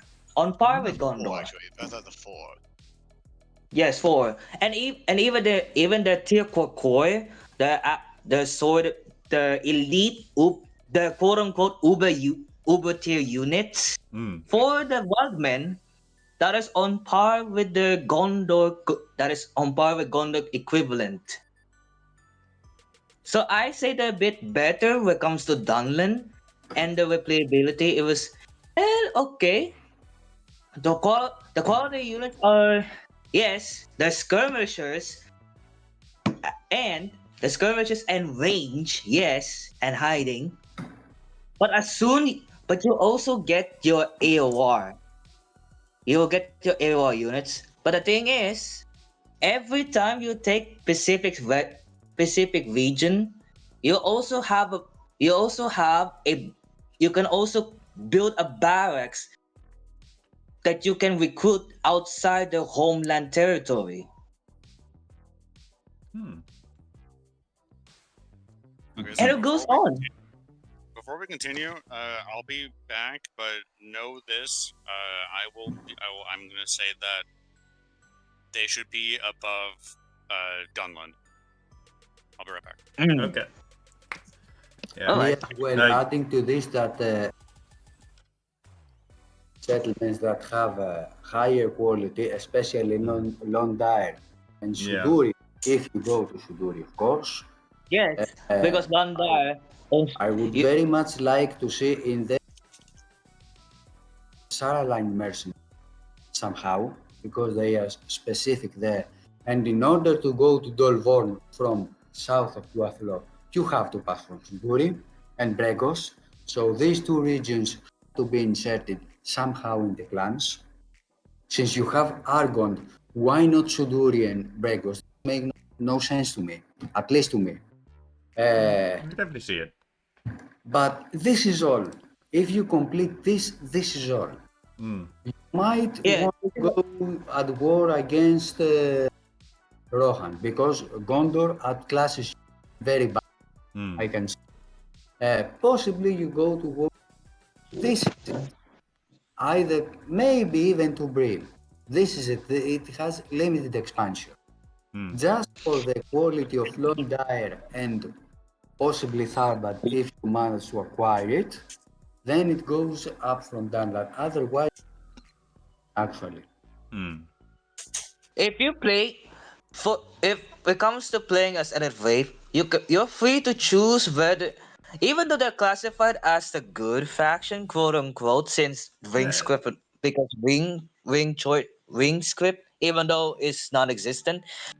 Yeah. I will say this: You're free to attack. You're not allied with anyone. Essentially, Yeah. you're free to even Dunlin. You're not even allied with them. Yeah, you're Or probably the Isengard. most Yes, neutral and faction in the game. yes, one Yes, of so the three, the you're free to Adunine. ally and war against them. So if you play smartly, you can ally Dunlin and Isengard just preventing you from getting curb stomped, and focuses on reuniting your other parts of other parts of Enetway before you backstab them Mhm. and control the heartlands of Dunlin and taking the full brunt of Isengard. But even then, I say the decent. There's decent. They're decent. They're on par with Dunlin and Goblins, yes. But I say they're much more decently wise. Considering they have much more skirmishers and range out of all the Wildman faction. But it's better than the Dunlin counterpart. Yeah. Definitely, yes.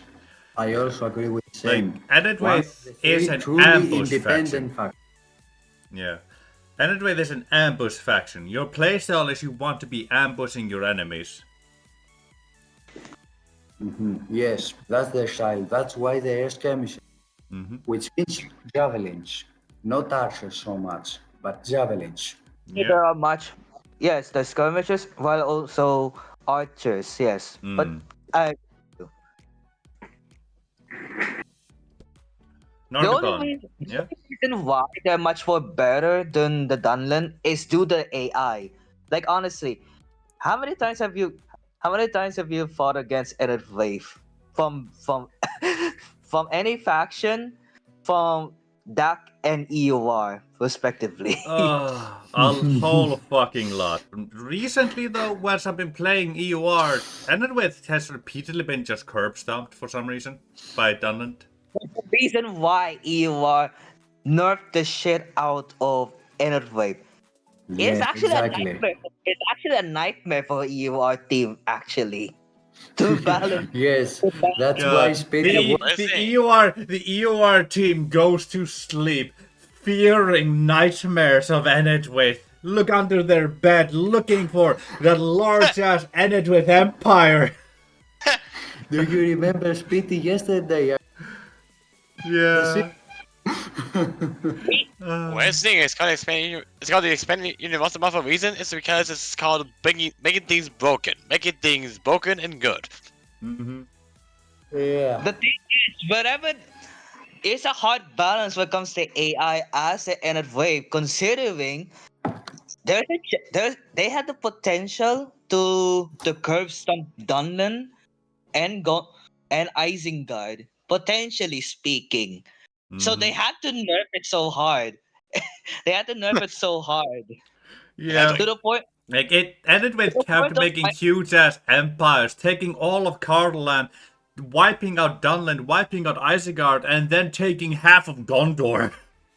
Yes, Jeez. exactly. Yes. It was fucking Well, it's mainly insane. because of the yeah. auto resolves. It's mainly because of the auto resolves. Because AI, they do Yeah. auto resolves instead of going manually, which is the only difference. Yeah. Now, if we were to see it manually in this game, the moment it was to be ever seen, that would change things Yeah. very Yeah. rapidly. It's just AI Enedwaith was really fucking powerful in auto resolve, and it could churn out units so easily.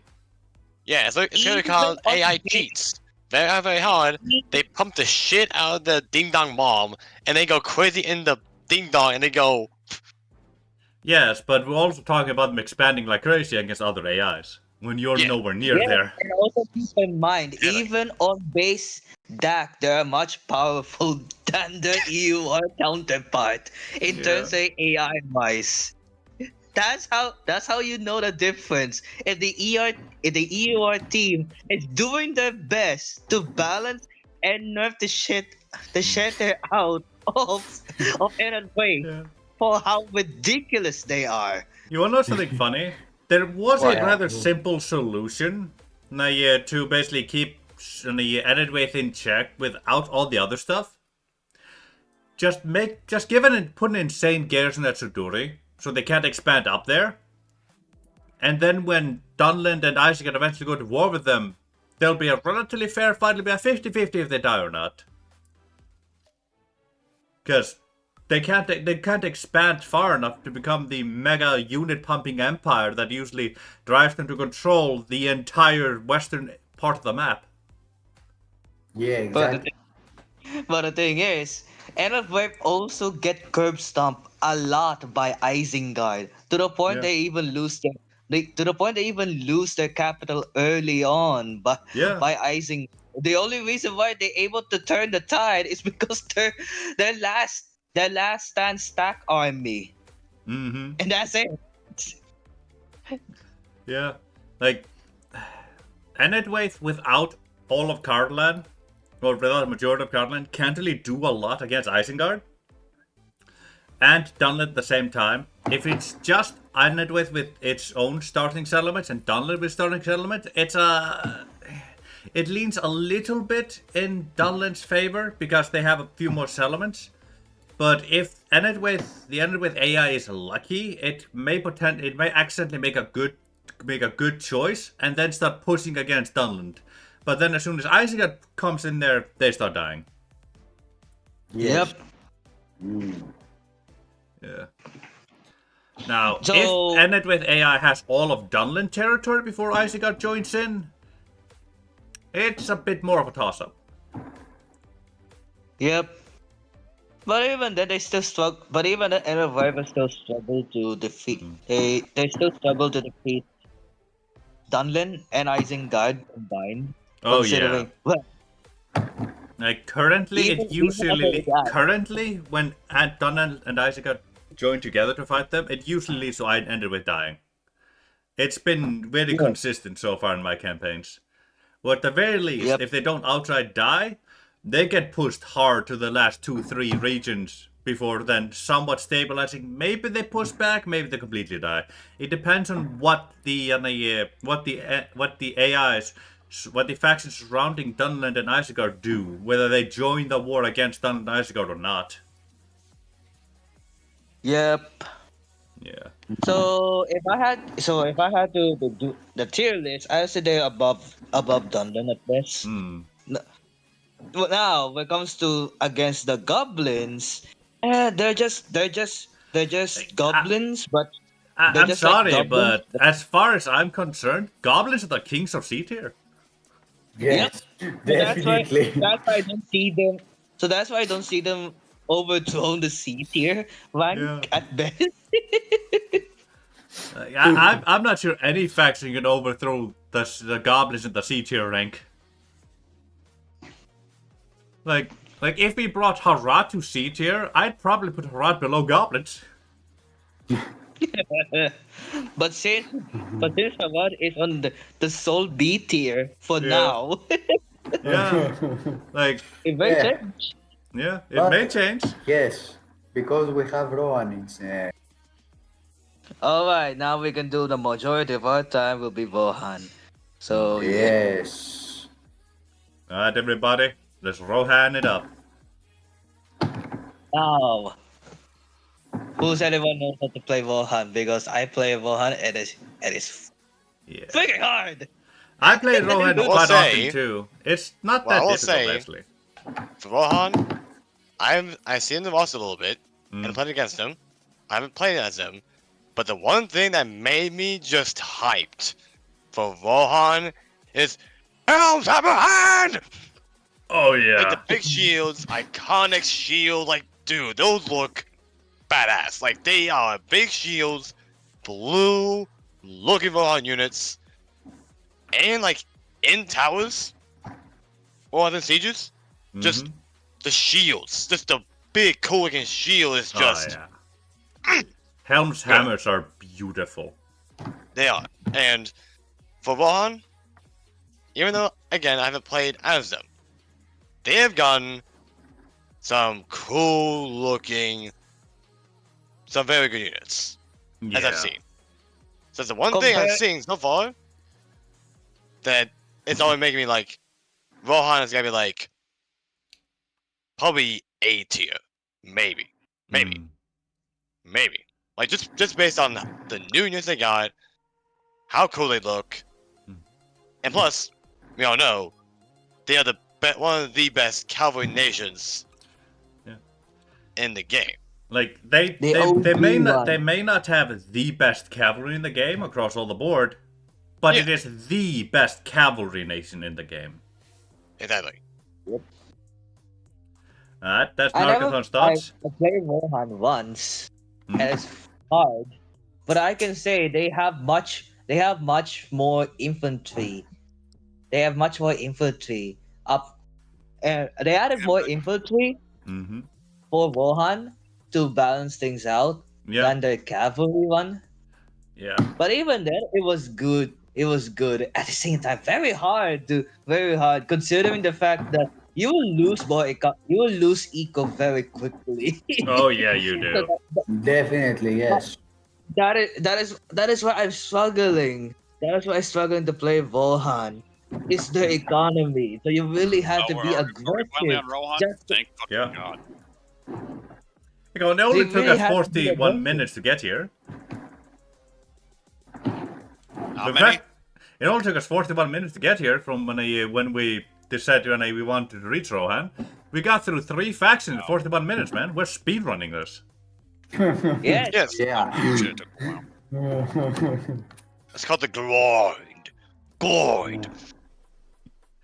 But yeah, like, now yeah.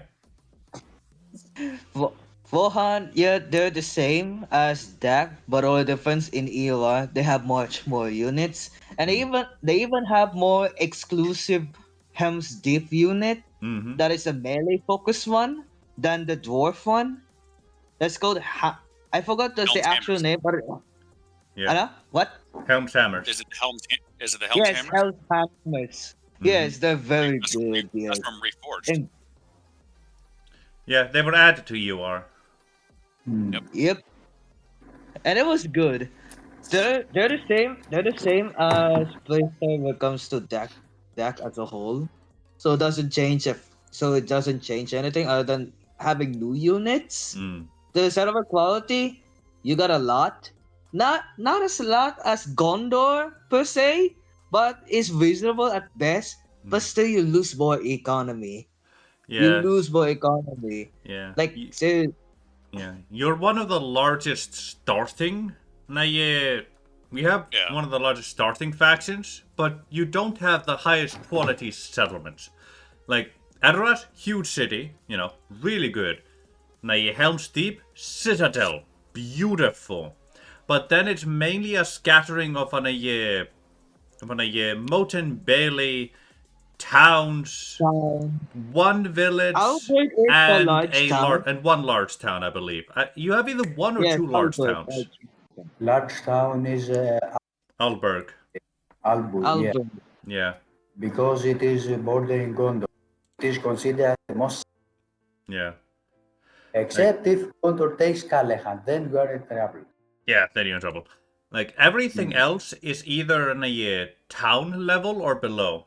But I will say, good news is there's only one village there. That you have to take. Everything else is town level or above, which is actually pretty good. Yeah, actually, mostly same level of settlement quality, pretty much average, I can say. Yeah. Full units have the same. Because the army, though, is cavalry focus, heavily Oh yeah, powered, heavy cavalry focus. which But has its pros and its cons. Yeah, As but thanks to EUR, you have a whole lot more infantry choice, and you actually have Yes. have infantry with you that, if you have the economy to support it, can allow you to stand toe to toe with Gondor. If you like, let's say for some reason you attack them. Definitely, yes, I agree. And as I write the story campaign in because he uses EUR Rohan campaign, definitely it gets toe to toe to Gondor, but not above Gondor. Yeah. It doesn't go above Gondor. Yeah, you don't And I go above believe it Gondor, is- with the exception of like 1 or 2 infantry. I think only one Yes. infantry unit. Indeed, I believe it is Yeah. entire above Mordor, perhaps, toe-to-toe, perhaps to Erebor. Because of the cavalry, perhaps they are higher than Erebor. They don't reach Rhûn for sure. This is actually for me. The guy said almost everything. Mm. One point though. You go at war against Isengard, sure. Against Dunland, for sure. They are the core enemy. Mm. Maybe you go against Enetwine. However, if you pass the Guathlo River, this is the very limit, and along this is the very limit of the expansion. You can't go further, as with other factions. This is a weak point that a Rohan campaign has.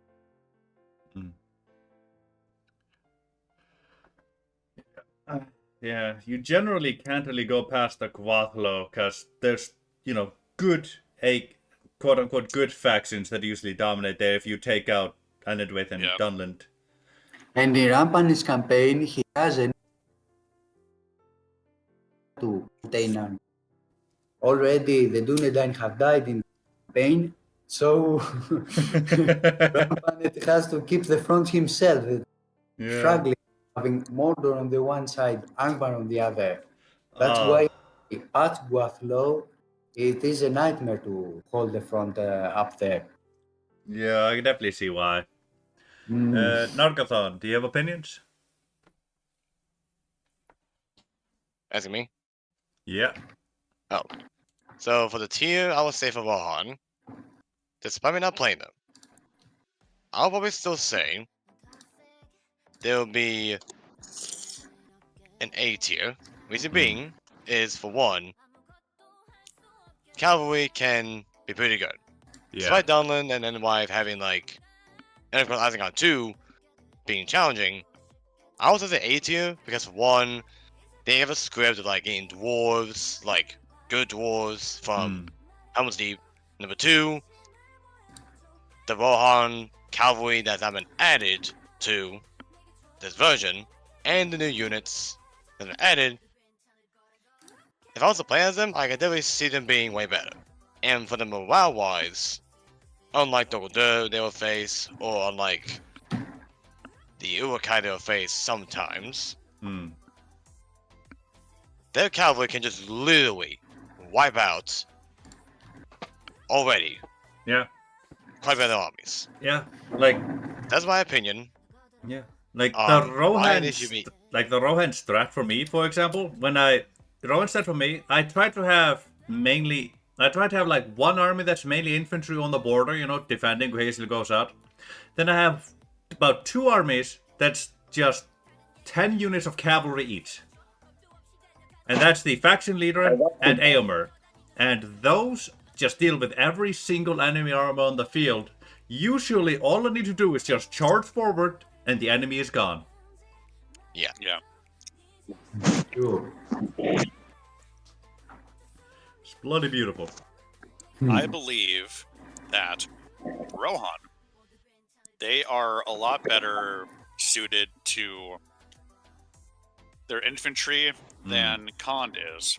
Oh yeah. Yes. Their cavalry is on par with Khand's, if not slightly better. Yeah. Especially with the new units added. Yeah. They have new infantry in the form of whatever they have and Helm's Hammers. A single unit doesn't make a faction, but a whole rework of the faction. Oh yeah, a whole bunch of units added to Rohan specifically. Yeah, helps Rohan immensely with their infantry division. Yeah, it really does. So where are we thinking of putting him? I was thinking A. Yeah, I was thinking A. Like me myself, like the way like in a year, me myself, I could put it somewhere in S tier. This is completely and utterly about how it is completely and utterly from my playing experiences, like how I play the factions. But, so yeah, you go on. Fucking. What do we have in A tier? There's a lot of A tiers. Yeah, we have Gondor, Dalamra, Blue Crag, Isengard, Rhûn, Erebor, Mordor, Angmar, and Khand. Okay. There's a lot of it. There's a lot of things in A tier here. Yeah, some Yeah. stuff in A tier probably won't stay in A tier when we finish everything and go over it. Yes, because we have the elves. The Yeah, elves and uh, argue from A which tier and above. one. Yeah, like that. So There is. I think If they I go Top between faction. Mordor and Erebor. Hmm. I yes, think. exactly in the position I play Hmm. as well. Because I think that Rohan's cavalry will decimate Mordor's advance. Oh, absolutely. Yes. However, Erebor is a different story because of how much bulk they have. Hmm. The bulkiness of their infantry will crush their cavalry charges like paper. They also have, I think they have halberds. I don't remember. Hmm. It's No, either halberds they don't or have they halberds. don't have pikes. I know that. Hmm. Yeah. They don't have pikes and Erebor halberds. has Erebor halberds. I know do that have much. pikes. I Okay, actually play they have Erebor. halberds. That's fine. So they have Erebor do have. an answer to they have an answer to cavalry themselves. Hmm.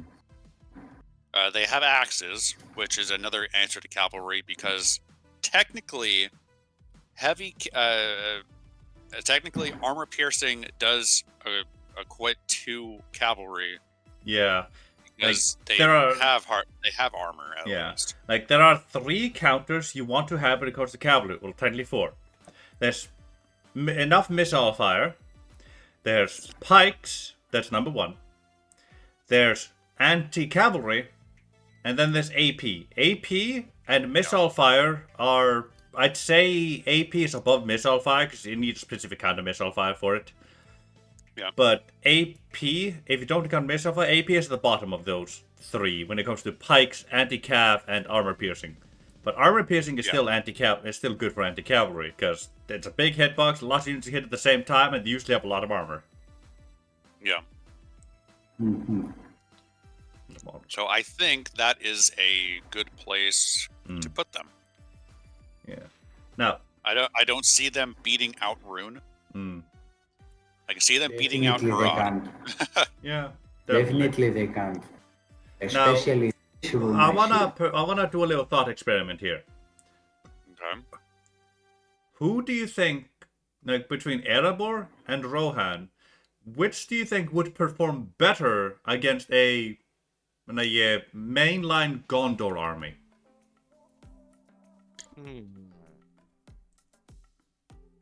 I think that Alright, who will go say first? Who will say it first? I'll go first. yeah. I'll go first. In a mainline army against Gondor, I think that Erebor would actually fare a little bit better. Because Gondor doesn't have a lot of armor piercing, and Erebor just has too much armor for them. So are we talking about both main lines here, or is it just Gondor's main line? It's just Gondor's main line. And, we're not going with, like, super mega elites. We're just going with what you can reasonably see happening. So, like, Gondor infantry, spearmen, archers. Yeah. Yeah, I can see both of them doing very especially well, but I think that Rohan will lose more cav than Erebor will lose more dwarves. Yeah, I can definitely see it. It is Just a because spears. That's the only reason why. Yeah. I think Gondor has pikes now too. Yeah, That's it part of does. their main Yes. line. Yeah. It has Gondor pike. That just puts them. That just puts Rohan even further down. Yeah. In this scenario. Yeah. What about you, Erebor Oblivion? does have pikemen as Erebor has pikemen as well. I did play Erebor one time. Mm. They do have pikemen. It is I don't know what the unit's called, but they have called Iron something unit. There are the they're actually Iron they're God. actually a starting unit alongside with the crossbow when you play as Erebor. Oh yes, In the Iron EUR. Guard The or Iron the God. Iron Pikeman. I don't remember which. Yes. Yes. Yeah. Essentially, yes. Yeah. But They're a even tier then, above the I think Kingsmen, but they're still pretty mainline. yes. So therefore, with your thought is so Hey, therefore Spitty, with welcome your to the thought chat. experiment. So therefore, with your thought experiment against Warha Gondor mainline unit against Erebor, I say I agree with Ozark, and also I agree with his assessment when it comes to Wohan. It also fare worse. I say Wohan will fare worse against Gondor. Yeah. Against Gondor, Yeah, I can definitely considering see they have that. Yeah. Right. So I think we're basically in agreement there then. So Yes. let's switch the Definitely. thought experiment then to something that favors the Rohan a little bit better. What about against an army from the Anduin Vale? I say Wohan will do better. I do say Wohan will do better against Yes. the. I also think so.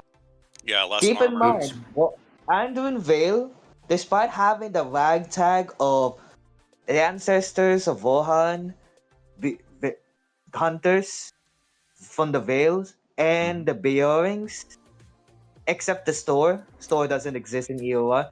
Even then, they're still considered as wild men. So they do fare better against. So Wohan will do fare better against them with a Yes. mainline unit. Yeah. One good cap charge and a unit or multiple units, if they're all scrunched up together, will fall rather quickly. So Uh, here's a question for you all then. What Okay. faction do you think Erebor and Rohan would do relatively evenly against?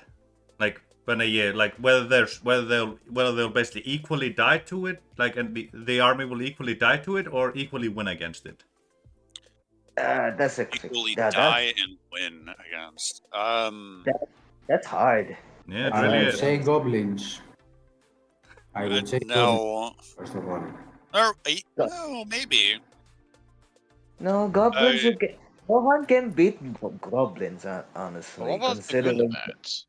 I Goblins and think, God if I was Gulgula, to face yeah. against Gundabad with Rohan, yes, Gundabad has better units. But again, Gundabad is weak Hmm. to Ultra Fire. And yet, they're very, very good at melee. Hmm. So I Yeah, think because of defense Gundabad skill. is probably the one that makes both Rohan and Erebor fight evenly matched. That may be true. If, Good. of course, you don't have the right things, but it's Yeah. still a good battle, Yeah. Gundabad is probably the one. Yeah. Because again, Like. they're very good at melee. Number two, they're weak to Ultra Fire. Hmm. So if you use it right, Yeah. or if you're doing a challenge, I think Yeah. Gundabad is the one.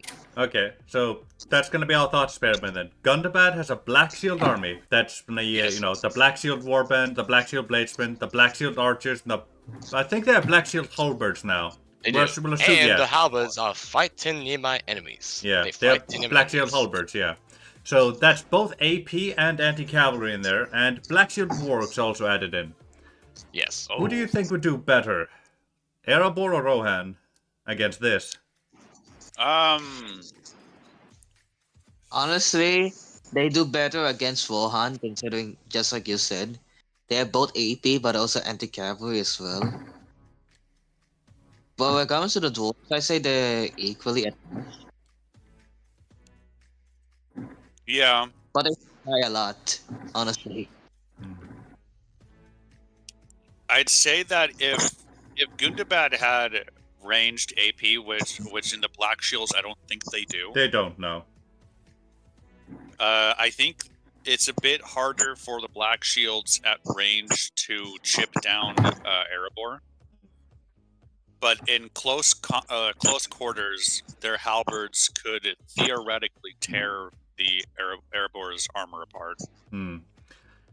Depending on where they put their halberds at. Yeah. Like, and if they get flanked. Yeah, if I remember right, the Black Shield's armor was 11. For which one? All of them? Yeah, across the board, that was around the Black Shield on a armor. I hope What was you it, 9? me. I have said. I do not recall. But their defense skills are pretty good too. For the halberds, they're 9. Well, yes, because that's their whole thing. Yeah, Gundam's whole thing is their defense skill. Yeah. Yeah. So yeah, rightio. Rhûn will not go above Erebor then. Yeah, they don't. I don't think they shouldn't go above Erebor. Yeah. Alright, everybody, I have a question for you. Do we want to finish off the Northmen? No, let's do it. Let's do it on. No, let's do it Tomorrow, we'll do because that later. Tomorrow we have already a voice. Yeah. Yeah. Better finish the other factions tomorrow. Yeah. It's already. Or at least have a fucking actual game for streaming. We're doing tier lists, man. Come on now. Yes, I get that, Bit but chill. we need to have a middle ground here. We need to have a middle ground. We need to have an intermission here. Okay. I get you. I hear you. Okay. So tomorrow, what we'll do is we'll have 2 hours of tier list. Then we'll have 1 or 2 hours of playing.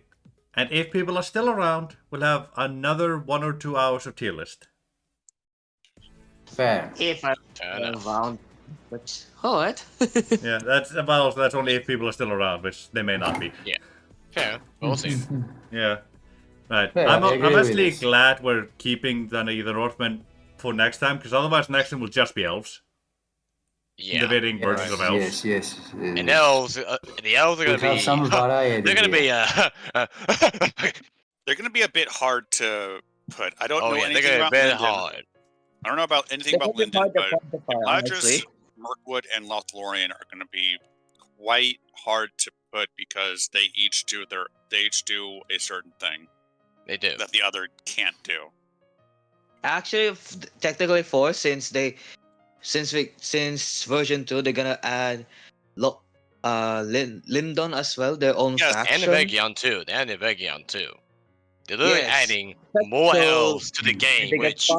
Okay, well, I we like, don't need to but talk like- about Linden and Eregion, but we need to talk about Imladris, Lorien, and Okay. Mirkwood.